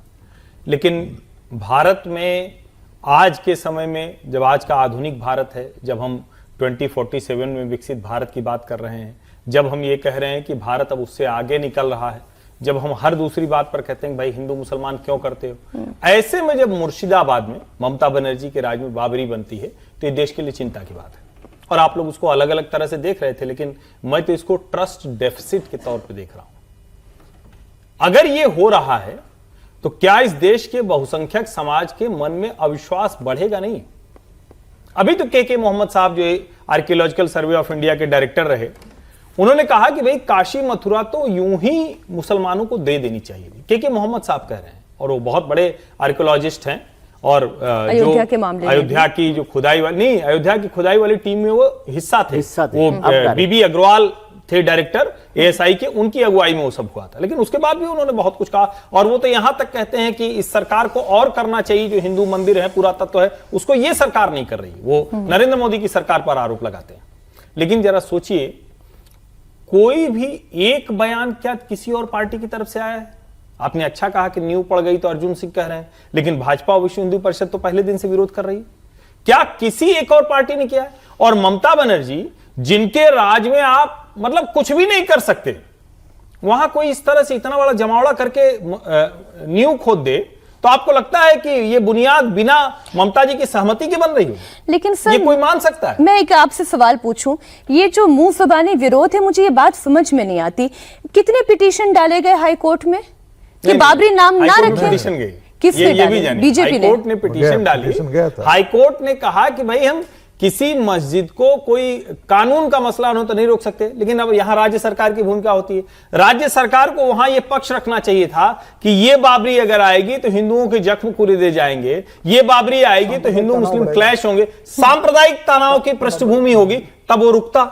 लेकिन इसका मतलब कि जो ममता बनर्जी की सरकार थी, उसने ये नहीं करने दिया। और ममता बनर्जी की सरकार ने हुमायूं कबीर के 6 दिसंबर के ऐलान के बाद तब तक नहीं निलंबित किया जब तक वो पहुंच नहीं गए। हर्षी, कोर्ट ने ये कहा कि इस पर बात आई थी सांप्रदायिकता की, लॉ एंड ऑर्डर प्रॉब्लम पर। कोर्ट ने कहा कि यह राज्य का मामला है, राज्य इस चीज को देखे। नहीं, इसीलिए तो मैं कह रहा हूं राज्य को कहना और चाहिए। मैंने और कोर्ट ने बाकी सही बोला, वाकई सही बोला। कोर्ट तो कानून से चलेगा ना, कानून की प्रक्रिया, कानून का विधान मना नहीं करता है। लेकिन महत्वपूर्ण बात है, सबसे महत्वपूर्ण बात है कि मुस्लिम समाज का मन क्या बाबरी मस्जिद के साथ खड़ा है? खड़ा है, मुस्लिम समाज। मैं वही तो कह रहा हूं कि जो लोग कहते थे कि हाँ नहीं, बाबर हमारा बाप दादा नहीं है, उससे हमारा क्या लेना देना है, तो देखो कैसे बाबर के बाप दादे हो या आप संतान हो। अगर एक तरफ पोलराइजेशन हो रहा है तो क्या दूसरी तरफ काउंटर पोलराइजेशन भी क्या उतनी तेजी से होगा, जो ममता बनर्जी की सरकार को उखाड़ फेंकने के लिए काफी होगा? मेरी नजर तो इस पर भी है। पाकिस्तान के प्रधानमंत्री शहबाज शरीफ की इंटरनेशनल बेइज्जती की। यह मामला तुर्कमेनिस्तान का है, जहां international peace and trust forum की मीटिंग हो रही थी। इस दौरान पुतिन और शहबाज के बीच मीटिंग होनी थी, लेकिन शहबाज 40 मिनट तक एक पांव पर दूसरे पांव धरकर, एक हाथ यूं रखकर उसी चेयर पर बस बैठे रहे और बैठे ही चले गए। मुझे तो हंसी आ रही उस तस्वीर को देखकर। 40 मिनट तक उन्होंने इंतजार किया, और 40 मिनट के बाद जब पुतिन शहबाज से मिलने के लिए नहीं आए, वो तुर्की के राष्ट्रपति एर्दोगान के साथ क्योंकि मीटिंग कर रहे थे।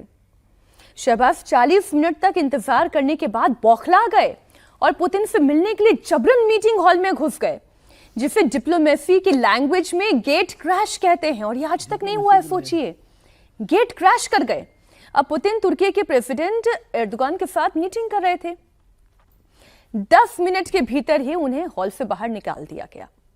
आपको बता दें, ये घटना ऐसे वक्त पर हुई जब हाल ही में पुतिन भारत के 2 दिनों के दौरे से वापस लौटे हैं। पीएम मोदी प्रोटोकॉल तोड़कर उन्हें रिसीव करने के लिए पहुंचे थे, और दोनों नेता एक ही गाड़ी में प्रोटोकॉल तोड़कर आवास भी पहुंचे थे। लेकिन तुर्कमेनिस्तान में पुतिन ने शहबाज की तरफ देखा तक नहीं। इस पूरी घटना के बाद पूरी दुनिया में पाकिस्तान की जबरदस्त किरकिरी हो रही है। पुतिन आमतौर पर अपनी सख्त निगाहों और गंभीर अंदाज के लिए जाने जाते हैं। एर्दोगान के साथ बातचीत खत्म होने के बाद पुतिन जैसे ही बाहर निकले, उन्होंने अपनी आंखों से कुछ इशारा किया, और ये सब शहबाज की मीटिंग से पहले हुआ, जिससे लेकर भी खूब चर्चा हो रही है। अब ये थोड़ा समझने की बात है, क्योंकि समीर जी, जो पुतिन मीटिंग कर रहे थे एर्दोगान के साथ, वो ये तो जानते ही होंगे ना कि शहबाज शरीफ इंतजार कर रहे होंगे। उसके बावजूद वो मीटिंग 10-15 मिनट नहीं, 40 मिनट तक एक्सटेंड हुई। और जब गेट क्रैश करके शहबाज वहां पर पहुंच भी गए, तब भी ऐसा नहीं है कि वो मीटिंग खत्म हो गई, उन्हें बाहर निकाल दिया गया और वो मीटिंग फिर भी चलती रही। देखिए, बताता है कि जब पाकिस्तान के प्रधानमंत्री को समय दिया गया, आप वहां गए और पुतिन साहब दूसरी मीटिंग में व्यस्त थे, तो पुतिन साहब कितना गंभीरता से पाकिस्तान को लेते हैं और पाकिस्तान के प्रधानमंत्री को लेते हैं, ये बताता है कि भाई आए तो बैठो आप। इसके पहले भी एक वीडियो आया था जब वो दोनों इंतजार कर रहे थे बाहर बैठने का, और जब भी पुतिन के साथ शहबाज शरीफ की मुलाकात हुई, कुछ ना कुछ इस तरीके से वाकया हुआ। जब एससीओ की मीटिंग में चाइना में मिले थे तो काम में वो ये लगा नहीं पा रहे थे, तो उनको इशारे से पुतिन समझा रहे थे कि कैसे लगाना है आपको समझने के लिए। और मुझे लगता है कि अब दुनिया के अंदर पाकिस्तान की जो छवि है उसके लिए कोई और जिम्मेदार नहीं है। पाकिस्तान के जो वहाँ के राजनीतिक आका है आसिम मुनीर बदारे, लोकतंत्र को आपने वहाँ खत्म कर दिया। जिस तरीके से आज भिखमंगा मुल्क बन गया है कि वो कुछ वहाँ के प्रधानमंत्री कहते हैं कि मैं जाता हूँ तो दूसरे देश के राष्ट्राध्यक्ष नजरें चुराते हैं, कहते हैं इससे आंखें मिलाएंगे, हाथ मिलाएंगे तो ये पैसा मांग लेंगे हमसे। और इतने बेशर्म हो चुके हैं पाकिस्तान के राष्ट्राध्यक्ष। इस तरह का रहता है क्या, जैसे सिग्नल पे नहीं गाड़ी में लोग रहते हैं तो शीशा इधर ऐसे मुंह कर लेते, इस टाइप वाला वही स्थिति हो गई है। और इतना बेशर्मी है पाकिस्तान के प्रधानमंत्री की कि वो खुल के कह रहे हैं कि हमको कोई अगर डोनेशन देता है तो हमको डोनेशन मांग के देना, लोन मत मांगना, लोन समझ के मत देना, वापिस मांगना मत। जो इतना बर्बाद मुल्क हो चुका है, जो इकोनॉमिकली वीक है, पॉलिटिकली खत्म हो गया है, जो आतंकवाद पूरे दुनिया में फैलाने का काम कर रहा है, जहां आलू सब्जी दाल रोटी का क्या भाव है, क्या हालत हो चुकी है इस पाकिस्तान की, वहां के प्रधानमंत्री की ये स्थिति होगी तो क्या होगी। और मुझे लग रहा है कि अब उनको ये बात को समझना चाहिए कि दुनिया में उनकी क्या स्थिति है। वो दुनिया में बाहर घूमना बंद करे, पहले अपने देश के अंदर आतंकवाद तो खत्म करे, देश के अंदर लोकतंत्र को लेकर आए। जो उन्होंने आसिम मुनीर को जो इतना अधिकार दिया है उसमें कटौती करे। और आज नहीं, वो तो अब हो नहीं सकता। अब जो फैसला ले लिया गया है, वो जब तक आसिम मुनीर वहां पर बैठे हुए हैं और शहबाज शरीफ उनके सामने दंडवत हुए हैं, तब तक तो विजय जी ये नहीं होने वाला। लेकिन गेट क्रैश जैसी आज तक ऐसी तस्वीर हमने नहीं देखी थी। अगर आपके पास कोई और जानकारी है तो आप बताइएगा दर्शकों को। पाकिस्तान के प्रधानमंत्री को क्या डिप्लोमेटिक प्रोटोकॉल भी नहीं पता? नहीं, इसमें डिप्लोमेसी की बात ही नहीं, गेट क्रैश कहते ही हैं इसको सब जगह। जब आप बिना बुलाए कहीं चले जाते हैं तो इसमें डिप्लोमेसी की जरूरत नहीं है। लेकिन ये बेइज्जती किरकिरी होना ये कोई बात नहीं है। मुझे एक किस्सा याद है, छोटा सा किस्सा सुना देता हूँ। बताइए। शहबाज शरीफ साहब से जुड़ा हुआ नहीं है। एक LIC के मैनेजर थे, उनके पास एक एजेंट जो है नया बना था। वो गया 1 महीने की नौकरी करने के बाद और उसने कहा सर ये मैं नौकरी छोड़ना चाहता हूँ। तो उन्होंने कहा क्यों? बोले नहीं आप इस्तीफा ले। बोले क्यों? बोले नहीं यहाँ इस प्रोफेशन में बहुत बेइज्जती होती है। बोले कैसे बेइज्जती होती है? मैं तो 30 साल से इसमें काम कर रहा हूँ LIC में, मतलब इंश्योरेंस में। LIC मत जोड़िए, इंश्योरेंस में। लोग कई बार होता है नाराज होते हैं मुझसे, कई बार होता है गाली वाली भी दे देते हैं। 2, 4, 5 बार ऐसा भी हुआ कि लोगों ने मुझे धक्का देकर बाहर निकाल दिया, लेकिन बेइज्जती तो कभी नहीं की। तब आप पता नहीं ये नए शब्द लेकर आ रहे, ये ऐसे याद आया मुझे किस्सा, उसका जिक्र मैं आपको कर रहा हूँ। तो और फिर वहां पर शहबाज शरीफ को तो ये पाकिस्तान जैसा ही लगा हो ना। आसिम मुनीर साहब भी तो ऐसे ही करते हैं रोजाना उनके साथ। लेकिन आप लोग इसको गंभीरता से ले नहीं रहे हैं। ये जो शहबाज शरीफ उठ के और चले हैं, अगर इसी के पीछे कोई पाकिस्तानी म्यूजिक झाएं करके लग जाएगा तो लगेगा कोई आदमी जा रहा है। आखिर 1971 में हारे फिर भी आज तक पढ़ाते वही है ना कि हम जीत गए, तो उनका तो अंदाज ही अलग है, तो इसी हिसाब से रहते हैं। वो घुसने कैसे दिया गेट के अंदर? गेट से तो भाई परमिशन नहीं रहती ना, 2 राष्ट्राध्यक्ष की बात कर रहे हैं, और ज्यादा शर्मिंदगी हो जाती है। देखिए आखिर पाकिस्तान के प्रधानमंत्री की ऐसी स्थिति क्यों हुई? ऐसा इसलिए है क्योंकि कोई भी राष्ट्राध्यक्ष, ये बात बहुत अच्छी तरीके से समझ रहा है कि इस व्यक्ति के पीछे पाकिस्तान की जनता नहीं है। बिल्कुल ठीक। दूसरी बात, पाकिस्तान के सत्ता का ये केंद्र नहीं है। असली बात ये है, मूल बात ये है आकर के टिकती है। इस आदमी के हाथों में पाकिस्तान की तकदीर क्या निर्णय होने वाला है, हाँ या ना, गलत या सही, ये निर्णय लेने की क्षमता इस बात में, इस व्यक्ति में नहीं है। ये कोई निर्णय नहीं कर सकता है। जब प्रधानमंत्री नरेंद्र मोदी बाहर जाते हैं तो क्या कहते हैं? बार बार यही कहते हैं ना, मुझे नहीं सम्मान देता है, मेरे पीछे जो 140 करोड़ देशवासी है ये उसका सम्मान है। तो ये इसमें कई बार लगता है कि नहीं, ये तो जैसे है प्रधानमंत्री जानबूझ करके थोड़ा हम्बल हो रहे हैं जी। लेकिन इसमें सच्चाई भी है कि उनको लगता है कि ये दुनिया की इतनी बड़ी उभरती हुई अर्थव्यवस्था, अभी तो हम लोगों ने जिक्र नहीं किया कि C5 की बात चलने लगी है। C5 के अंदर जो है वो पूरा नाटो बिखर जाएगा, क्वाड बिखर जाएगा, और वो 5 देश कौन कौन से हैं? तो पाकिस्तान, ये अमेरिका है, रसिया है, चीन है, जापान है और भारत है। यदि ये उभर करके आया जो ट्रंप सोच रहे हैं, तो फिर तो पूरी की पूरी जो वर्ल्ड इक्वेशन है, वर्ल्ड ऑर्डर का पूरा नक्शा ही बदल जाएगा, पूरा मानचित्र बदल जाएगा। आप शहबाज को इसलिए बेइज्जती सहन करनी पड़ रही है क्योंकि पाकिस्तान एक कंगाल देश है, इसलिए बेइज्जती उसे झेलना पड़ रहा है क्योंकि वो सत्ता के केंद्र में नहीं है। इसलिए बेइज्जती झेलनी पड़ रही है क्योंकि सबको पता है कि इसके वहां पाकिस्तान की ताकत मुनीर के हाथ में है, न कि इस व्यक्ति के बारे में, भले ये प्रधानमंत्री हो। बिल्कुल ठीक बात है। अच्छा मुनीर, किस कदर पाकिस्तान को कट्टरपंथ की आग में झोंक रहे हैं, इसकी एक बानगी सामने आई है। पाकिस्तान के मौलाना ताहिर अशरफ ने पूरी दुनिया को ये धमकी दी है। कहा है कि मुनीर के एक इशारे का इंतजार है, जैसे ही मुनीर आदेश देंगे वैसे ही पाकिस्तान के मदरसों में मौजूद 30 लाख मुजाहिद मैदान में कूद पड़ेंगे और पूरी दुनिया की ईंट से ईंट बजा देंगे। सुनिए कैसे मौलाना ने पूरी दुनिया को जिहाद की धमकी दी। मुनीर ऐसों के दम पर ही आतंक फैला रहे हैं। वो बयान मैं आपके सामने रखूंगी, लेकिन अब देखें ना क्या हैसियत है हर्षवर्धन जी इस देश की, जहां पर उनके प्रधानमंत्री की इज्जत जो है पूरे अंतर्राष्ट्रीय जगत में नीलाम हो रही है और अभी भी इनके जितने पाले हुए गुर्गे हैं, नेता हैं, मौलाना हैं, वो क्या कह रहे हैं कि हम ईंट से ईंट बजा देंगे दुनिया की। देखिए बस एक आदेश आ जाए। वो 30 लाख जो कह रहे हैं उनको वो जो पाकिस्तान की दोजख है उसमें कूद जाना चाहिए। पहला, वहां से मन न भरे तो बगल में अफगानिस्तान है, वहां एक बार कूद के देख लें, और अगर वहां से भी मन न भरे तो उइघर मुसलमानों के लिए थोड़ा कूद कर देख लें। दुनिया भर में ऐसे रेडिकल इस्लामिक थॉट प्रोसेस वाले लोग, जिसको कहते हैं ना कि बहुत हिकारत की नजर तो बड़ा छोटा शब्द है, दुनिया को बर्बाद कर रहे हैं। और जब एक सेना का प्रमुख उसके समर्थन में ऐसी आवाजें आती हैं तो लगता है कि वो मुल्क अब किस जगह जा चुका है। अब डोनाल्ड ट्रंप पता नहीं कब वो सुधरेंगे, कब समझेंगे, कब उनका जो कहते हैं कि sense prevail, better sense prevail करेगा। जब भी करेगा तो उस दिन वो फिर से वो स्थिति आएगी जब वही डोनाल्ड ट्रंप नजर आएंगे जो 2016 से 2020 में थे। क्योंकि अगर असीम मुनीर के लिए वो कह रहे हैं कि हम लोग मस्जिदों से, मदरसों से निकलकर कूद पड़ेंगे, तो इसका सीधा सा मतलब हुआ कि हर मस्जिद, मदरसा वो मिलिटेंट ट्रेनिंग का अड्डा है, जो इमरान खान ने वॉशिंगटन में जाकर स्वीकार किया था कि 40 से 50 हजार आतंकवादी हमारे देश में बने। उन्होंने यह भी स्वीकार किया कि वो अमेरिकी फंडिंग के बल पर बने। तो अभी फिर तो आईएमएफ से लेके, वर्ल्ड बैंक से लेके दुनिया भर से अलग अलग उनको फंडिंग मिलने लगी है। तो क्या उस सारी फंडिंग का इस्तेमाल असीम मुनीर कट्टरपंथी ताकतों को बढ़ावा देने के लिए कर रहा है? इसको जरूर देखना चाहिए, दुनिया किस पर नजर होनी चाहिए। विजय जी, आपका क्या मानना है?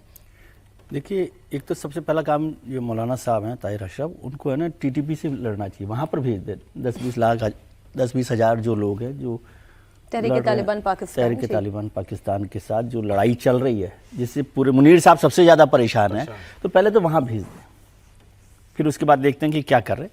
दूसरी बात, जैसे अभी हर्ष जी ने भी कहा कि पूरी दुनिया इससे परेशान, दुनिया का नुकसान नहीं हो रहा, ये खुद का भी नुकसान कर रहे हैं। जो कम्युनिटी है, जो पाकिस्तान है, पाकिस्तान के आज ये जो पुतिन साहब के साथ हो रहा है, वो पुतिन साहब ने जो किया है, शहबाज शरीफ साहब, वो सब इसलिए हो रहा है क्योंकि आप एक मुल्क की तरह से जी नहीं रहे। आतंकवादी गतिविधियों की बात, बार बार ये बात हो रही है। फिर दुनिया भर में पूरे मुसलमानों को लेकर भी उसी तरह से एक भावना बनती है। बहुत सारी जगह पर कोई बैन होता है, कहीं पर एंट्री पर पाबंदी होती है, कहीं पर निकाला जा रहा है, तो वो खुद का नुकसान बड़ा कर रहे हैं कम्युनिटी का, उसको समझना चाहिए। और पाकिस्तान का उससे भी बड़ा नुकसान कर रहे हैं कि पाकिस्तान के साथ आज कोई खड़ा होने को तैयार नहीं है। और ट्रंप साहब केवल इसलिए खड़े हैं क्योंकि उनको वहाँ पर बगराम बेस पर उनका पाकिस्तान की ज़रूरत है, अदरवाइज वो उनको कुछ पूछने वाले नहीं है। तो ये बड़ा मुश्किल काम है और यह होता ही है। हम जो तानाशाही का विरोध करते हैं, या मुनीर से कोई हमारी निजी दुश्मनी नहीं है ना। एक डिप्लोमेटिक कंट्री में या जो डिप्लोमेटिक जो मुखिया होता है वो इस तरह से नहीं चल सकता। वो आतंकवाद के खिलाफ भले दिखाने के लिए भी हो, दिखाने के लिए तो खड़ा होगा, लेकिन जब मुनीर साहब 2 नेशन थ्योरी के साथ खड़े हुए हों तो ये आतंकवाद का होगा। और इसका इलाज यदि मुनीर साहब नहीं करेंगे तो उनकी कुर्सी भी सबसे पहले जाएगी। इसको समझने की जरूरत। तो पुतिन साहब की जो स्थिति है, तो पुतिन साहब की स्थिति तो वैसी है कि आप आए हो तो क्या लेकर आए हो, और जाओगे तो क्या देकर जाओगे। इस समय तो पुतिन को सब चाहिए दुनिया से ना, आर्थिक रूप से इतने परेशान है, उन्हें पता है कि पाकिस्तान के पास देने के लिए मेरे पास क्या है। ये पाकिस्तान मेरी कोई मदद नहीं कर सकता, उल्टा मुझसे और पैसे मांगेंगे, कुछ सुविधाएं मांगेंगे। तो मुझे लगता है कि इस कारण भी उन्होंने कहा होगा कि भाई ऐसे देश से मिलने से क्या मतलब है कि जिनके पास देने के लिए कुछ नहीं है, मुझे इनकी मदद करना पड़ेगी और इस समय मुझे खुद को मदद की जरूरत है। तो उनको लगा होगी भाई मैं तुर्की के साथ जो बैठक कर रहा हूँ वो ज़्यादा महत्वपूर्ण है। शहबाज शरीफ कहाँ जाएंगे भाई, अभी नहीं, 1 घंटे बाद मिल लेंगे, 2 घंटे बाद मिल लेंगे, मैं उनको होटल भेज दूंगा, फिर बुला लूंगा, वो आ जाएंगे। उस देश की जो हालत है कि जो इतना ज़्यादा कमजोर देश है, जिसका ना अपने आस पड़ोस में सम्मान है, ना दुनिया में कोई सम्मान है, देने के लिए कुछ नहीं है, सिर्फ वो दुनिया को आतंकवाद दे सकता है, इसके अलावा देने के लिए उसके पास कुछ नहीं है। वो ट्रेन टेररिस्ट दुनिया को एक्सपोर्ट कर सकता है, इसके अलावा कुछ एक्सपोर्ट कर नहीं सकता। अगर मुस्लिम तो इसलिए मुझे ब्रदरहुड की लगता भी है कि बात उनका कर लें, बहुत ज्यादा सम्मान, कट्टरपंथ सोच की भी बात कर लें, उस लिहाज से भी अगर देख ले, जिस मीटिंग का हम हवाला देकर बात भी कर रहे हैं, एर्दोगान कौन है इस वक्त? मुस्लिम देशों के सबसे बड़े फिरमौर बनने की कोशिश में एर्दोगान ही तो है, और पाकिस्तान भी वही कोशिश करता है, लड़ाई सारी वही है। और पाकिस्तान भी क्या कहने की कोशिश करता है कि भाई हम मुसलमानों के साथ हैं, मुस्लिम ब्रदरहुड की बात करें तो वहां पर भी तो उन्हें इज्जत नहीं मिली ना, निकाल तो दिया गया उन्हें उस मीटिंग से। देखिए, उस मीटिंग में उनको रहने कहाँ दिया? जो वीडियो पूरी दुनिया में वायरल है, जाति को निकाल दिया गया। आपको लगता नहीं इससे पूरे पाकिस्तान की जनता अपने आप को अपमानित महसूस कर रही है? आखिर उसके घर का मुखिया वहां पर गया था। ये मत भूलिए, हम अपने प्रधानमंत्री की या हम कितनी भी अपने सरकार की आलोचना करें, लेकिन जैसे ही हमारे प्रधानमंत्री या हमारे राष्ट्राध्यक्ष की कोई और आलोचना कर दे, चाहे कितनी भी अंदर के कटुता हो, जैसे घर के अंदर होता है हम आपस में भाई भाई लड़ते रहते हैं, लेकिन पड़ोसी जब लड़ने के लिए आता है ना तो भाई सब इकट्ठा हो जाता है, तब लगता है कि नहीं हमारे परिवार पर यह आक्रमण हुआ है। तो इसमें कोई दो राय नहीं कि पाकिस्तान की जनता अपने आप को लज्जित और अपमानित नहीं महसूस कर रही है, लेकिन उसके सामने वो हेल्पलेसनेस है, वो जाए तो जाए कहां। और दूसरी बात, इसमें भी कोई दो राय नहीं है कि एक समय इजिप्ट जब स्वेज नहर को बंद किया था तो किस कारण से बंद किया था? उसको भी तो लगता था कि जो मुस्लिम जगत है उसका नेता हम हैं और हम स्वेज नहर बंद करके हम जरा चुनौती दे करके देखते हैं, और उसने चुनौती दे करके किया। तो लड़ाई इनकी आपस के अंदर भी है। एक समय था जो इजिप्ट इसका नेतृत्व कर मुस्लिम जगत का नेता इजिप्ट बनने की कोशिश कर रहा था, भी कर रहे हो। अब वो किनारे हो गया। कैंप डेविड समझौता के बाद वो पूरी तरीके से एक ढंग से अमेरिकन खेमे का हिस्सा होकर के रह गया। इजराइल के साथ आज उसके बहुत दोस्ताना अच्छे संबंध हैं। फिर जो है वो मक्का के होने के कारण सऊदी अरब उसका नेतृत्व करने के लिए हुआ। फिर ताकत लगा करके इस्लामिक बम फोड़ करके पाकिस्तान कहा कि हम दुनिया को नेतृत्व दे सकते हैं। उधर ईरान कह रहा है कि हम दुनिया का, चूंकि सियाओं को पीटते रहते हैं, जितने ये सुन्नी मुल्क हैं वो सियाओं की बड़ी घृणा की नजर से देखते रहते हैं। पाकिस्तान के अंदर आपको हर साल कम से कम हजारों सियाओं की मौत होती है, उनकी मस्जिदों में बम फोड़े जाते हैं, जुम्मे की नमाज के दिन उनके यहाँ बम फोड़े जाते हैं। सियाओं को मस्जिदों में, अन्य मस्जिदों में प्रवेश वर्जित किया हुआ है। ये पाकिस्तान के अंदर हो रहा है। तो वहां पर सियाओं के तरफ से जो नेतृत्व है, चौथे खलीफा को मानते हैं वो लोग, तो वो नेतृत्व करने की लड़ाई मुस्लिम जगत का कर रहे हैं। तो ऐसे में एर्दोगान भी चाहते हैं कि उनका जो एक समय था ऑटोमन एम्पायर, उस समय खलीफा का राजा, भारत में भी तो उनकी लड़ाई लड़ी थी 1924 के अंदर है। तो वो चाहते हैं कि एक बार फिर से वो खलीफा वाला जो गौरव है वो पुनः प्राप्त जो है वो। और टर्की तो यूरोप का हिस्सा, एक्सटेंडेड हिस्सा माना जाता है, संपन्न देश भी है, आर्म्स के मामले में भी वो बाकी और जो मुस्लिम जगत है उससे बेहतर स्थिति में है। तो ये लड़ाई उनके अंदर भी है, सत्ता के लिए लड़ाई अंदर में है। और ऐसे में देखिए, हाई टेबल पर तो वही बैठेगा जिसके हाथ में छुड़ा बंदूक होगा और दूसरे जगह जो है नोटों की गड्डी होगी, यानी कि आर्थिक ताकत होगी और जो है जिसे कहते हैं मिलिट्री पावर। ये दो जब तक नहीं होगा तब तक आप हाई टेबल पर नहीं बैठ सकते। अच्छा, तुर्की के राष्ट्रपति एर्दोगान और पुतिन की जो कल मुलाकात हुई, दोनों नेताओं ने रूस यूक्रेन युद्ध को लेकर भी बात की है। ये वही मीटिंग थी जहां पाकिस्तान के प्रधानमंत्री शहबाज शरीफ जबरदस्ती घुसे थे। बहरहाल इस दौरान एर्दोगान ने कहा कि रूस और यूक्रेन के बीच सीमित युद्ध विराम होना चाहिए, पूर्ण सीज फायर की कोशिशें चलें, लेकिन फिलहाल दोनों देश एक दूसरे के साथ लिमिटेड सीज फायर करें, दोनों एक दूसरे के ऊर्जा संयंत्रों पर हमला ना करें, बंदरगाहों को निशाना ना बनाएं। तुर्की के राष्ट्रपति एर्दोगान ने कहा कि हम शांति समझौते को लेकर जो कोशिशें चल रही हैं उसे करीब से मॉनिटर कर रहे हैं। जल्द ही दोनों देशों के बीच सीज फायर देखने को मिलेगा। तो ये जो चर्चा हो रही थी, कितनी महत्वपूर्ण चर्चा थी रूस और यूक्रेन युद्ध के बीच में, एर्दोगान की भूमिका भी क्या हो सकती है, लेकिन पुतिन के जो विजय जी टारगेट हैं वो बड़े लॉक्ड हैं। और जिस तरीके से वो ये जंग लड़ रहे हैं, अभी कल की ही एक तस्वीर थी, एक और शहर पर उनका कब्जा और उसके बाद फिर उन्होंने तारीफ भी की, अपने पूरे टीम की मीटिंग भी हुई इस पर, और इसके बीच में फिर ये पीस टॉक, ये डेडलॉक तो ऐसा लगता ही नहीं है कि टूटेगा। अब जितनी भी चर्चा हो रही है, डेडलॉक तो तब टूटेगा जब पुतिन चाहेंगे। क्या पुतिन साहब चाहते हैं कि युद्ध विराम हो जाए? ऐसा नहीं लग रहा, क्योंकि वो ऐसा नहीं लग रहा मुझे तो। और वो उनके पास है पूरा युद्ध एक तरफा सा हो गया एक तरह से। रूस के पास बहुत सारी चीज़ें जो यूक्रेन की थी उन्होंने कब्जा कर ली है। आप सोचिए ना, युद्ध विराम होना होता तो अलास्का की मीटिंग का क्या हुआ? अलास्का की मीटिंग तो सबसे बड़ी मीटिंग थी पुतिन और ट्रंप के बीच में, उसके बाद भी कुछ नहीं हुआ। उसके बाद लगातार अलग अलग मीटिंग्स हुई है, फिर नेटो के जो देश हैं उनकी मीटिंग हुई है, फिर अभी जेलेंस्की ब्रिटेन और उनके साथ जर्मनी के साथ मिलकर बैठे हैं। तो मुझे नहीं लगता कि पुतिन साहब बहुत जल्दी में तो नहीं है कम से कम, और वो पूरा इतना थका देना चाहते हैं कि जेलेंस्की को सारी शर्तें माननी पड़े। आपको याद हो कि अमेरिका ने जो 28 पॉइंट प्रोग्राम बनाया था, प्रस्ताव बनाया था, वो अलास्का, तो वो भी मोटे तौर पे पुतिन साहब का ही प्रोग्राम प्लान था। और अब जो 20 पॉइंट प्लान बनाया गया, प्रस्ताव बनाया गया, उसको पुतिन साहब तैयार नहीं है मानने को। तो पुतिन कहीं पर भी, जेलेंस्की ने एक लेकिन नया समझौता वो यूरोपियन नेताओं के साथ, वो तो यूरोपियन नेताओं के साथ वो है। तो मुझे नहीं लग रहा है कि अभी पुतिन कोई युद्ध विराम के मूड में है। भारत के प्रधानमंत्री के साथ भी उनकी मुलाकात हुई, उसमें भी कोई उन्होंने इशारा नहीं दिया। नहीं तो दुनिया के लोग उम्मीद कर रहे थे कि ट्रंप के बाद कम से कम प्रधानमंत्री मोदी के साथ उनकी मुलाकात से वो 2 कदम आगे बढ़ेंगे, लेकिन उन्होंने उसको अलग रखा प्रधानमंत्री की मीटिंग के साथ। तो जब तक पुतिन इस पूरे मसले पर, ये रोज मीटिंग होती रहे वो तो ठीक है, अभी बहुत जल्दी कोई युद्ध विराम होगा इसकी संभावना नहीं लग रही। और युद्ध विराम होगा तो यूक्रेन का जितना नुकसान हुआ उससे थोड़ा, विराम तो दूर से, युद्ध शुरू होने वाला है चाइना और ताइवान के बीच में, चीन और ताइवान वो तो अलग है, चल रहा है, तो उसकी तैयारी बन गई है। वो अलग विषय है। एक तरफ तुर्की के राष्ट्रपति अर्दोगान पुतिन से मुलाकात कर रहे थे, शांति का संदेश दे रहे थे, तो इसके ठीक कुछ ही घंटों के बाद रूस ने एक और बड़ा हमला कर दिया। यह हमला हुआ तो यूक्रेन की सरजमीं पर, लेकिन निशाना तुर्की था। रूस ने ओडेसा के जिस इलाके में बैलिस्टिक मिसाइलें दागी, वहां वो अहम बंदरगाह है। इस हमले में तुर्की के 3 समुद्री जहाज तबाह हो गए। इस हमले की तस्वीरें भी सामने आ चुकी हैं, जो हम आपको दिखा रहे हैं। ये तो स्थिति है, ये वर्ल्ड ऑर्डर है, लेकिन ये जो बिल्कुल डिसऑर्डर दिखाई दे रहा है हर्षवर्धन जी।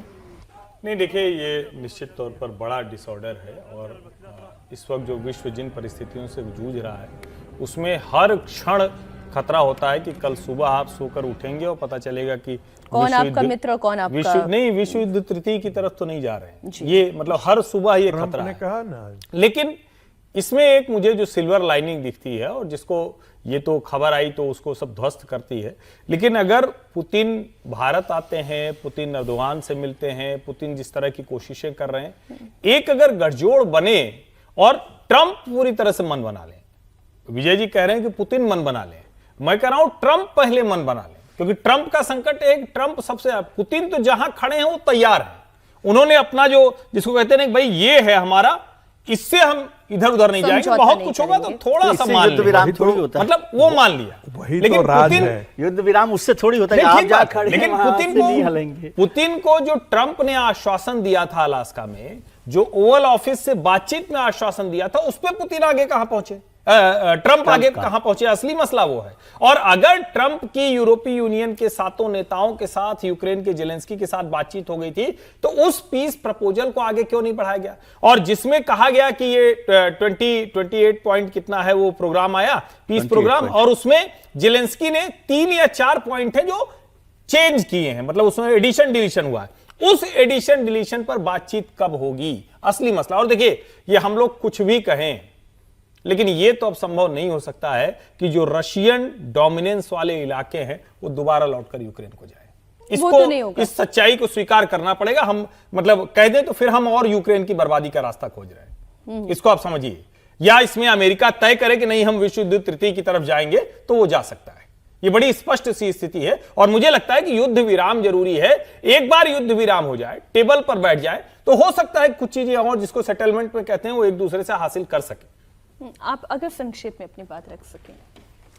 मुझे नहीं लगता है कि इसमें पुतिन, मैं इस बात से सहमत हूँ कि पुतिन जो जमीन जीत चुके हैं वो नहीं, लेकिन एक साथ में भी खबर है कि कैस्पियन सी के अंदर जो है वो रशियन जो जहाज थे उस पर यूक्रेन ने भी बमबारी की है और उसको भी नष्ट किया है।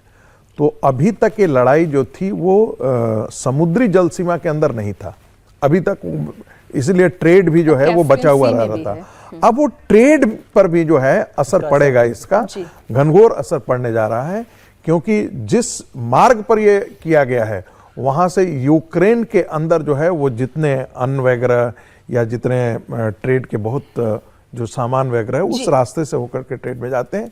रसिया को लगता है कि यूक्रेन को हम भी तड़पा करके मारें, जिसमें अन्न वगैरह जितना भी सामान हो, खाद्य सामग्री का संकट यूक्रेन के अंदर पैदा हो जाए और जो वो आयात करता है वो आयात को हम रोक दें, जैसा कि नाटो के कंट्री चाहते हैं रसिया के साथ।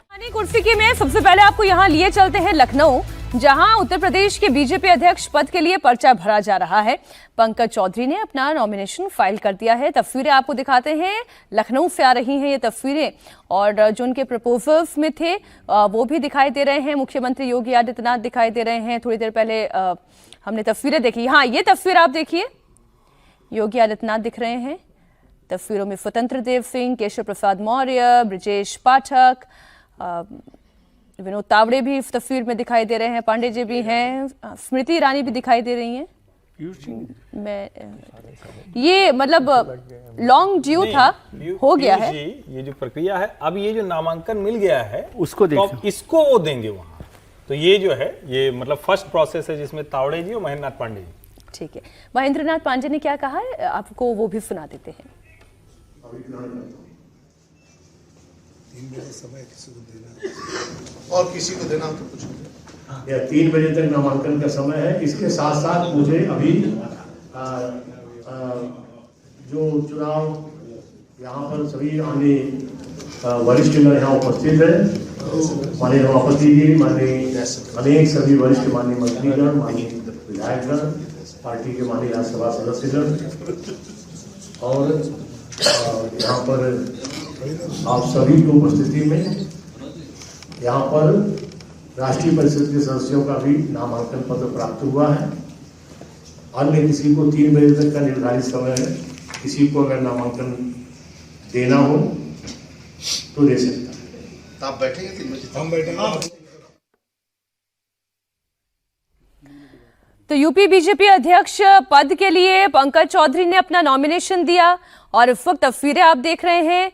उनका नॉमिनेशन जब फाइलिंग हो रही थी तो उस दौरान उत्तर प्रदेश के मुख्यमंत्री योगी आदित्यनाथ, उप मुख्यमंत्री ब्रिजेश पाठक, उप मुख्यमंत्री केशव प्रसाद मौर्य, पीछे स्वतंत्र देव सिंह और विनोद तावड़े और महेंद्र प्रताप पांडे वो ये पत्र जो है कैमरे के सामने दिखाते हुए। अब यहाँ से तो फाइनल मान ले विजय जी? हाँ, फाइनल हो ही गया मोटे तौर पर कि इसमें कोई अब इसमें कुछ बचा नहीं है। कल रात को वैसे ये तय हुआ था। मोटे तौर पर क्या विजय जी, अब उसमें मोटे तौर पर भी पांडे जी ने कहा कि भाई अभी कोई और भरना चाहता है तो फिर पांडे जी की बात माननी चाहिए ना। भरा जाता है कभी? नहीं, भरा नहीं जाता लेकिन अब वही पंकज चौधरी जी अध्यक्ष हो जाएंगे। अब वो कैसे दोनों मिलकर संगठन को आगे बढ़ाना है, पार्टी को आगे बढ़ाना है, इसकी दिशा तय करेंगे। बड़ा, लेकिन इतना लंबा निर्णय का जो अंतराल है वो शायद ही कभी रहा होगा भारतीय जनता पार्टी में, और वो भी खासतौर से प्रदेश अध्यक्ष को लेकर। और यहाँ से एक बात और मुझे लगती है कि अब ये यूपी प्रदेश अध्यक्ष का मसला हल हो गया है तो राष्ट्रीय अध्यक्ष के लिए भी बहुत जल्दी। अब एक बड़ा प्रश्न ये है, वो मंत्री भी अभी एमओएस है केंद्र के अंदर, तो क्या एमओएस बने रहेंगे, मंत्री भी बने रहेंगे, प्रदेश अध्यक्ष भी? क्योंकि नड्डा साहब तो राष्ट्रीय अध्यक्ष तो बने हुए हैं, मंत्री तो वही, तो अब वो बने रहेंगे दोनों या इस्तीफा देंगे या अभी कैबिनेट में रिशफल होगा? देखने वाली बात होगी कि दोनों जिम्मेदारियां निभाते हैं और कब तक निभाते हैं। अच्छा, ये अब इसे हम फिर से एक बार ओबीसी के चश्मे से देखने की कोशिश करते हैं समीर जी, क्योंकि जो यादव के बाद सबसे बड़ा ओबीसी समाज है तो वो कुर्मी समाज है, और वहीं से आते हैं पंकज चौधरी। अब 2027 के चुनाव में योगी के लिए कितने उपयोगी साबित होंगे, सारी बातें अब इसके इर्द गिर्द चर्चा के केंद्र में रहेगी। अखिलेश यादव के वोट बैंक में कितनी डेंट लगा पाते हैं, सब यही प्रश्न पूछेंगे। अखिलेश यादव से ज्यादा चिंता मुझे लग रहा है इस समय अनुप्रिया पटेल को होगी, क्योंकि अनुप्रिया पटेल भी कुर्मी से आती है और कुर्मी वोट के कारण वो गठबंधन में जुड़ी थी और वो भी मोदी सरकार में अभी मंत्री है। 2 ही कुर्मी मंत्री थे, एक अनुप्रिया पटेल और पंकज चौधरी। तो मुझे लगता है कि अनुप्रिया पटेल को भी लग रहा हो कि भाई वो जिस कुर्मी वोट का कहते हैं कि भाई सुंदरलाल पटेल की हम बेटी हैं, उसकी विरासत को हम लेके जा रहे हैं, कुर्मी वोट हमारा पर अधिकार है, और उसी आधार पर तो भारतीय जनता पार्टी ने उनके साथ गठबंधन किया। उनके पति उत्तर प्रदेश सरकार में मंत्री है, अनुप्रिया पटेल के हस्बैंड। तो अब मुझे लगता है कि यह बताना पड़ेगा कि भाई अब हमारे पास कुर्मी बड़ा नेता, हालांकि स्वतंत्र देव सिंह आपके पास थे, उसके बाद कोई बहुत बड़े नेता बनकर उभरे नहीं, अब पंकज चौधरी केंद्र की राजनीति करते रहे, प्रदेश संगठन उनका बहुत बड़ा अनुभव नहीं रहा है, वो उस तरीके तेज तर्रार नेता भी नहीं है कि जैसे बहुत आक्रामक बोलते हो, आक्रामक उनका व्यवहार रहा हो, हमेशा सुर्खियों में या समाचार में बने रहो, बहुत डाउन टू अर्थ नेता रहे पंकज चौधरी। तो क्या पंकज चौधरी वापस जो 5 से 6% कुर्मियों का वोटर है वो वापस भारतीय जनता पार्टी के पास पूरा लेकर आएंगे और बताएंगे कि भाई अब हमें अनुप्रिया पटेल की जरूरत नहीं है, हम खुद कुर्मी वोट को लेकर आएंगे? तो ये देखने वाली बात होगी कि अनुप्रिया पटेल का उतना दबदबा जो अभी प्रदेश में बना हुआ है, जिसके कारण वो केंद्रीय मंत्री बनी हुई है, क्या वो 2027 में दिखेगा? क्या स्वतंत्र देव सिंह जो अपने आप को कुर्मी का नेता मानते हैं, जो योगी जी के करीबी है, तो अब कुर्मियों के और कुर्मी के नेताओं के बीच में लड़ाई होगी, कौन कुर्मी का बड़ा नेता? स्वतंत्र देव सिंह कहेंगे मैं बड़ा नेता हूं और पंकज चौधरी कहेंगे मैं बड़ा नेता हूं। तो कुर्मियों की भी अपने एक अलग लड़ाई होगी पार्टी के अंदर। अब सर इसके लिए थोड़ा सा इंतजार और करना पड़ेगा और कैसे लेकर उसको आगे चलता है। हम बात ट्रंप की कर लेते हैं और ट्रंप की एप्स्टीन फाइल्स की कुछ बात कर लेते हैं। उसकी कुछ तस्वीरें हैं जो बाहर आ गई हैं। इसके बाद ट्रंप से लेकर बिल क्लिंटन तक फिर से चर्चा में आ गए हैं। ये जो ओवरसाइट कमेटी के डेमोक्रेट्स ने कुछ तस्वीरें जारी की हैं वो हम आपको दिखा रहे हैं। दुनिया भर में इन तस्वीरों को लेकर हड़कंप है। कई जाने मानी हस्तियां इन तस्वीरों में दिखाई दे रही हैं और मौज मस्ती चल रही है। माइक्रोसॉफ्ट के को फाउंडर बिल गेट्स हो, ट्रंप हो, सभी मस्ती में डूबे हुए दिखाई दे रहे हैं। पूर्व ट्रेजरी सचिव लैरी समर्स और फिल्म निर्माता वुडी एलन समेत कई जाने माने राजनीतिक और व्यावसायिक हस्तियां इसमें दिखाई दे रही हैं। इन तस्वीरों पर जब ट्रंप से पूछा गया तो उन्होंने बड़े ही हल्के अंदाज में कहा, नॉट अ बिग डील। क्या कहें, is it a big deal और not a big deal? Harshvardhan ji. नहीं, मुझे लगता है कि सचमुच जो ट्रंप कह रहे हैं नॉट अ बिग डील, ऐसा ही है। बराक ओबामा भी उन फाइल्स में है, उनका नाम भी लीजिए तो थोड़ा संदर्भ ठीक हो जाएगा। एप्स्टीन फाइल्स में बहुत सी ऐसी आपत्तिजनक चीजों की बात कही गई थी। क्या वो आपत्तिजनक चीजें सामने आई? यूएस सोसाइटी बहुत ओपन सोसाइटी है। जिस तरह से हम लोग रिलेशन को या जिसको हम कहें कि सेक्सुअल रिलेशंस को या एडल्ट रिलेशंस को देखते हैं, वैसे वो सोसाइटी नहीं देखती। नंबर 1, ट्रंप का पूरा जो जीवन रहा है वो बहुत फ्लैम्बॉयंट, बहुत जबरदस्त तरीके के, जिसको कहते हैं ना, उसका बहुत छोटा सा रूप अगर देखने को कहें तो जो भगोड़ा है हमारा, वो क्या नाम है उसका, विजय माल्या, तो उसका कई गुना बड़ा रूप वो हैं, अपने शाही अंदाज में रहते हैं। सवाल यह है कि क्या एप्स्टीन फाइल में कुछ ऐसा मिलेगा जिसके जरिए यूएस गवर्नमेंट की कुछ चीजें प्रभावित की गई? मूल बात यह है। अगर वो मिलेगा तो this is a big deal, अगर नहीं है तो फिर नॉट अ बिग डील। ये सब तो कोई मतलब ही नहीं है, फोटो आ जाए, ये हो जाए, मुझे लगता है उस सोसाइटी में कोई फर्क नहीं पड़ेगा। बात तो कुछ ऐसी ही रागी जी शुरू हुई थी कि पता नहीं क्या सीक्रेट कहानियां निकलकर सामने आ जाएगी और जो बड़े बड़े लोग हैं उनकी छवि खराब हो जाएगी। तो अभी तक ऐसी कंट्रोवर्शियल तस्वीरें तो मुझे नहीं समझ में आई। अगर आपकी नजर में आई हो तो बताएं। देखिए, जितना आपने देखा है उतना ही मैंने भी देखा है और शायद दो चीज़ें ध्यान में हमें को रखनी चाहिए कि एक तो पब्लिक स्फीयर होता है और एक प्राइवेट स्फीयर होता है। तो जितने भी वेस्टर्न सोसाइटी हैं वहाँ पर ये ध्यान रखा जाता है कि पब्लिक प्राइवेट स्फीयर जो है उसको कोई क्या कर रहा है उससे कोई बहुत ज़्यादा फर्क नहीं पड़ता है। लेकिन जब वो पब्लिक स्फीयर में कोई व्यक्ति हो तो अमेरिका के अंदर भी वो चाहते हैं कि हम चाहे जितना खराब हो जाए लेकिन हमारा नेता वैसा नहीं होना चाहिए। लेकिन ये जो चीज़ें हैं मर्यादाएं, वो बिल क्लिंटन के बाद मुझे लगता है टूटती हुई नजर आई हैं। इससे पहले यदि आप कहते कि अमेरिका का कोई प्रेसिडेंट सेक्स स्कैंडल में हो या इस ढंग की चीजों को हो तो अमेरिकी जनता जो होती थी उसे स्वीकार्य नहीं था। वो व्यक्तिगत जीवन में वो चाहे जैसा भी हो, लेकिन सामाजिक जीवन में या राष्ट्रीय जीवन में यदि कोई उसका नेता इस प्रकार का हो तो वो स्वीकार उसको नहीं था।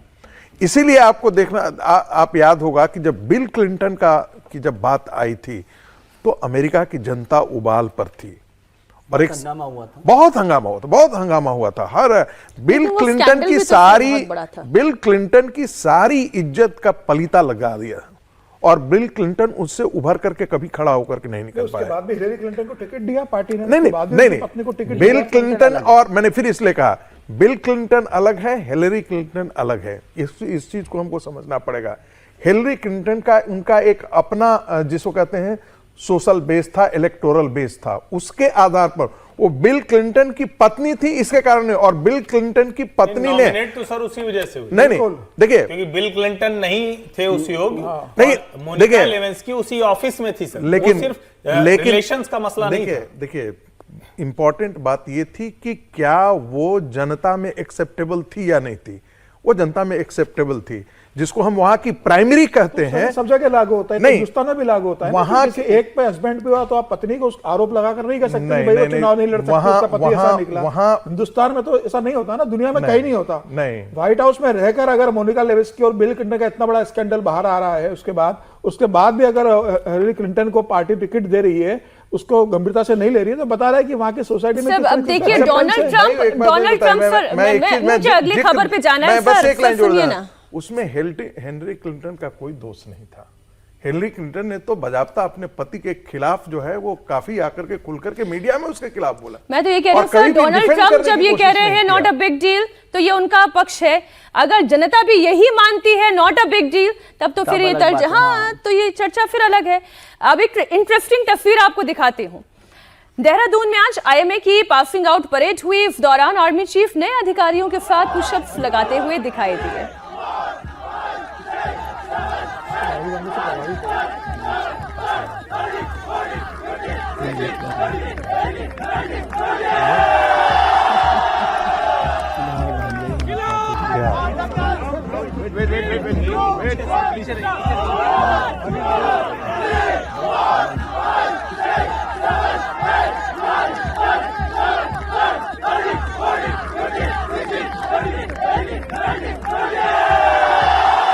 क्या बात है, अच्छा लग रहा है इन तस्वीरों को देखकर विजय जी। बहुत अच्छा लग रहा है।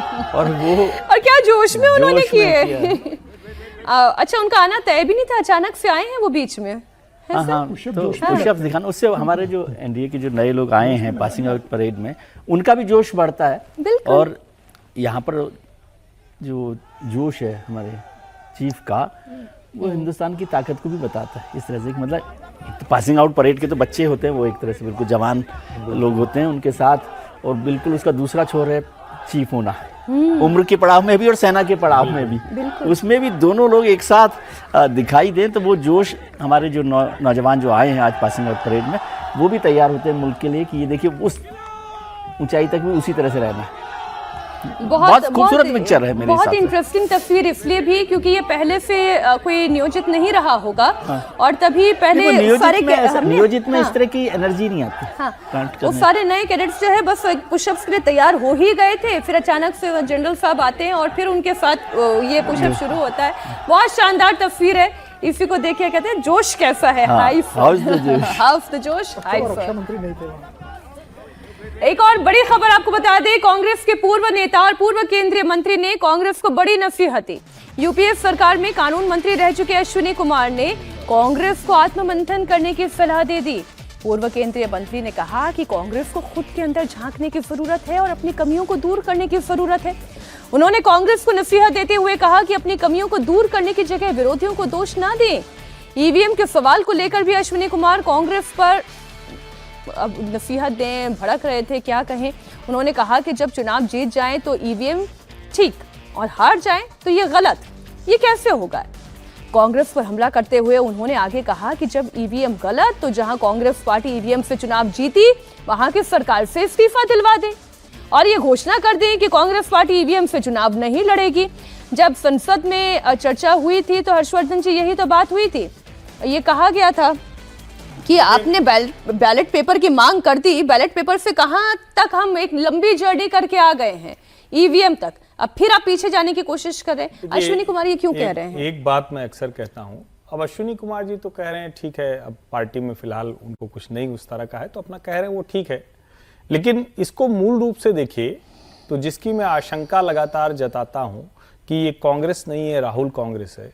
राहुल कांग्रेस से सोनिया कांग्रेस ने हिस्सा अपना साथ छोड़ दिया, इंदिरा कांग्रेस पहले छोड़ चुकी है, नेहरू जी की कांग्रेस पहले छोड़ चुकी है जी। और नेहरू जी की कांग्रेस जब बनी थी तो कांग्रेस से साथ छोड़ चुकी थी, तब वो कांग्रेस नहीं थी। तो अब जाकर एक तरह से कहेंगे चक्र हो गया है पूरा। तो जो महात्मा गांधी जी की परम इच्छा थी, जो वो चाहते थे कि भाई ये स्वतंत्रता आंदोलन में सब लोग एक थे, एक पार्टी बना लोगे तो मुश्किल हो जाएगी, तो पार्टी भंग कर दो, तो ऐसा लग रहा है कि राहुल गांधी जी उनकी वो इच्छा पूर्ण करेंगे। एक तो ये है। दूसरा ये है कि ये एक कई बार आत्मावलोकन का समय होता है। अब राहुल गांधी जी तो आत्मावलोकन कर पाएंगे, इसमें मुझे संदेह हो सकता है और लोगों को एतराज हो, लेकिन मैं स्पष्ट मानता हूं कि राहुल गांधी पॉलिटिशियन मटेरियल है ही नहीं, वो पॉलिटिक्स के लिए बने नहीं है। मैं बार बार ये कहता हूं, मुझे लगता है कि कांग्रेस को उनसे आगे जाकर सोचना पड़ेगा। अब ये तो सच है, आप इन मुद्दों पर जहां जहां लड़े, जैसे जैसे लड़े, आपको जनता ने आईना दिखाया। महाराष्ट्र से छोड़िए, हरियाणा से छोड़िए, दिल्ली से छोड़िए, चलो सब समझ में नहीं आया, बिहार में तो आपने यात्रा तक कर डाली, वहां भी आपको दिख गया। तो आपको समझना होगा ये मुद्दा नहीं है।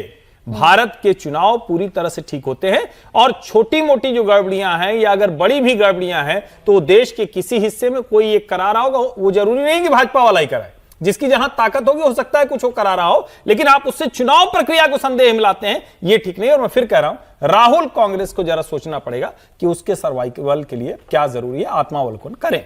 अच्छा, और जरूरी हो तो प्रियंका जी को अध्यक्ष भी बनाए। अब अश्विनी कुमार ऐसे भी कांग्रेस सदस्य ने 2022 में तो पार्टी छोड़ चुके हैं। अब मतलब पूर्व कांग्रेस ही है, वो पूर्व कानून मंत्री रहे। अब कांग्रेस में तो कोई उनकी सक्रियता है नहीं, मतलब सदस्य भी नहीं, प्राथमिक सदस्य। तो ठीक है, वो आप ओपनली बोल सकते हैं, लेकिन जो सलाह दी उन्होंने कांग्रेस को, 46 साल 42 साल कांग्रेस का नेता रहने वाला का, पंजाब के नेता रहे, बड़े नेता रहे, मनमोहन सिंह सरकार में मंत्री रहे, सोनिया गांधी के भरोसेमंद रहे। अगर वो 40 साल 42 साल कांग्रेस में गुजारने के बाद वो इस तरीके से सलाह दे रहे हैं तो कांग्रेस को उनकी सलाह को गंभीरता से लेना चाहिए। आप ये सोच के मत खड़ी कीजिए कि हमारे सदस्य नहीं है। सर वो अब पार्टी में कहां है, वो अब पार्टी से बाहर हैं। एक और बड़ी खबर, संघ प्रमुख मोहन भागवत ने टुकड़े टुकड़े गैंग को संदेश दिया। मोहन भागवत ने कहा कि भारत के लिए अब जीने का समय है, मरने का नहीं। देशभक्ति पर जोर देते हुए उन्होंने कहा कि देश में तेरे टुकड़े होंगे जैसे भाषा नहीं होनी चाहिए। उन्होंने जाति और धर्म के आधार पर ही विभाजन को गलत बताया और कहा कि सावरकर ने हमेशा एक राष्ट्र की विचारधारा का प्रचार किया। उन्होंने सावरकर के हिंदू राष्ट्र के संदेश को भी लोगों को समझाया। राष्ट्र क्या है, इसकी भी स्पष्ट कल्पना सावरकर जी ने दी है। उसको उन्होंने हिंदू राष्ट्र कहा है और हिंदू की व्याख्या भी बताई है। सिंधु सिंधु पर्यंता यस्य भारत भूमिका पितृभू पुण्यभूश्चैव सबैरिंदुरिति स्मृता।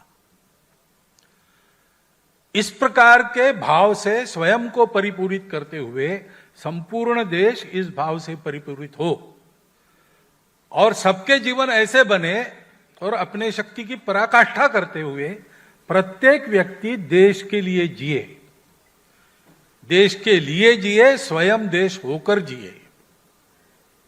भारत बने, भारत को जाने, भारत बने, भारत को माने जीवन में, उसके लिए जिए। रागी जी, ये टुकड़े टुकड़े गैंग के लिए जगह नहीं है और ये टुकड़े टुकड़े वाली भाषा भी भारत में नहीं चलेगी। अब भागवत जी की नसीहत कौन मानेगा? जिसको जो बोलना होगा सो तो बोलेगा ही। देखिए, परम पूजनीय सर संघ चालक जी ने जो कहा वो बात तो अपनी जगह बिल्कुल सही है, लेकिन बंगाल आप हमें दिखाई दे रहा है, हमको ये भी दिखाई दे रहा है कि सीए जब आया तो भारत का मुसलमान सड़कों पर उतर आया। हमें दिखाई दे रहा है कि तमिलनाडु में जो है वो एक मजार है जहाँ पता नहीं कितने हजारों साल से वहाँ पर जो उत्सव मनाते रहते थे, दीप प्रज्वलन का मामला था, दीप पर्व का उत्सव वो मनाते थे। और उनके लिए कहा जाता है कि जैसे उत्तर भारत के अंदर दीपावली मनाई जाती है वैसे ही वो दक्षिण भारत में मनाया जाता है। वहाँ पर मुसलमान तो छोड़िए, हिंदू समाज जो सावरकर कहते थे, जो हिंदू समाज, क्या हिंदू समाज भी आज संगठित है? क्या हिंदू समाज भी उसी रूप में सोच रहा है? मुझे तो कहीं नहीं दिखाई दे रहा है ये चीज़ें। टुकड़े टुकड़े गैंग सिर्फ मुसलमानों तक पहले सीमित लगता था कि ये मुसलमान जो है, मुसलमानों की एक आबादी, सारे मुसलमान भी नहीं, ये भी कहना बड़ा अन्याय होगा। मुसलमानों की एक बड़ी आबादी में सोच वैसी ही थी, क्योंकि वो मदरसे और उससे अभी तक वो बाहर नहीं निकल पाया है। लेकिन क्या हिंदू समाज का हिस्सा, एक बहुत बड़ा हिस्सा, सावरकर की सोच के साथ खड़ा है? नहीं, हम कहेंगे कि नहीं। और इसलिए नहीं खड़ा है कि वो सावरकर को गलत मानता है, वो इसलिए नहीं है कि वो संघ जो कह रहा है उससे उसमें उसको तर्क नहीं दिखता है।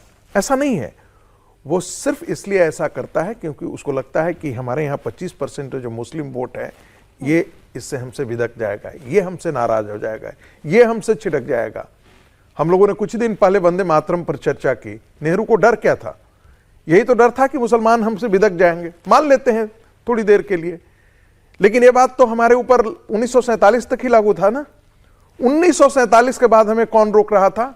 लेकिन भारत के उस समय के नेतृत्व ने भारत की सभ्यता, संस्कृति और आध्यात्म इसको किनारे कर दिया। उसके लिए वेस्टर्न नेशनहुड वही उसके लिए पैमाना रहा, वही उसके लिए आदर्श रहा। उसमें गांधी भी कहीं नहीं थे। गांधी को तो directive principle of state policy में ठेल करके छोड़ दिया था।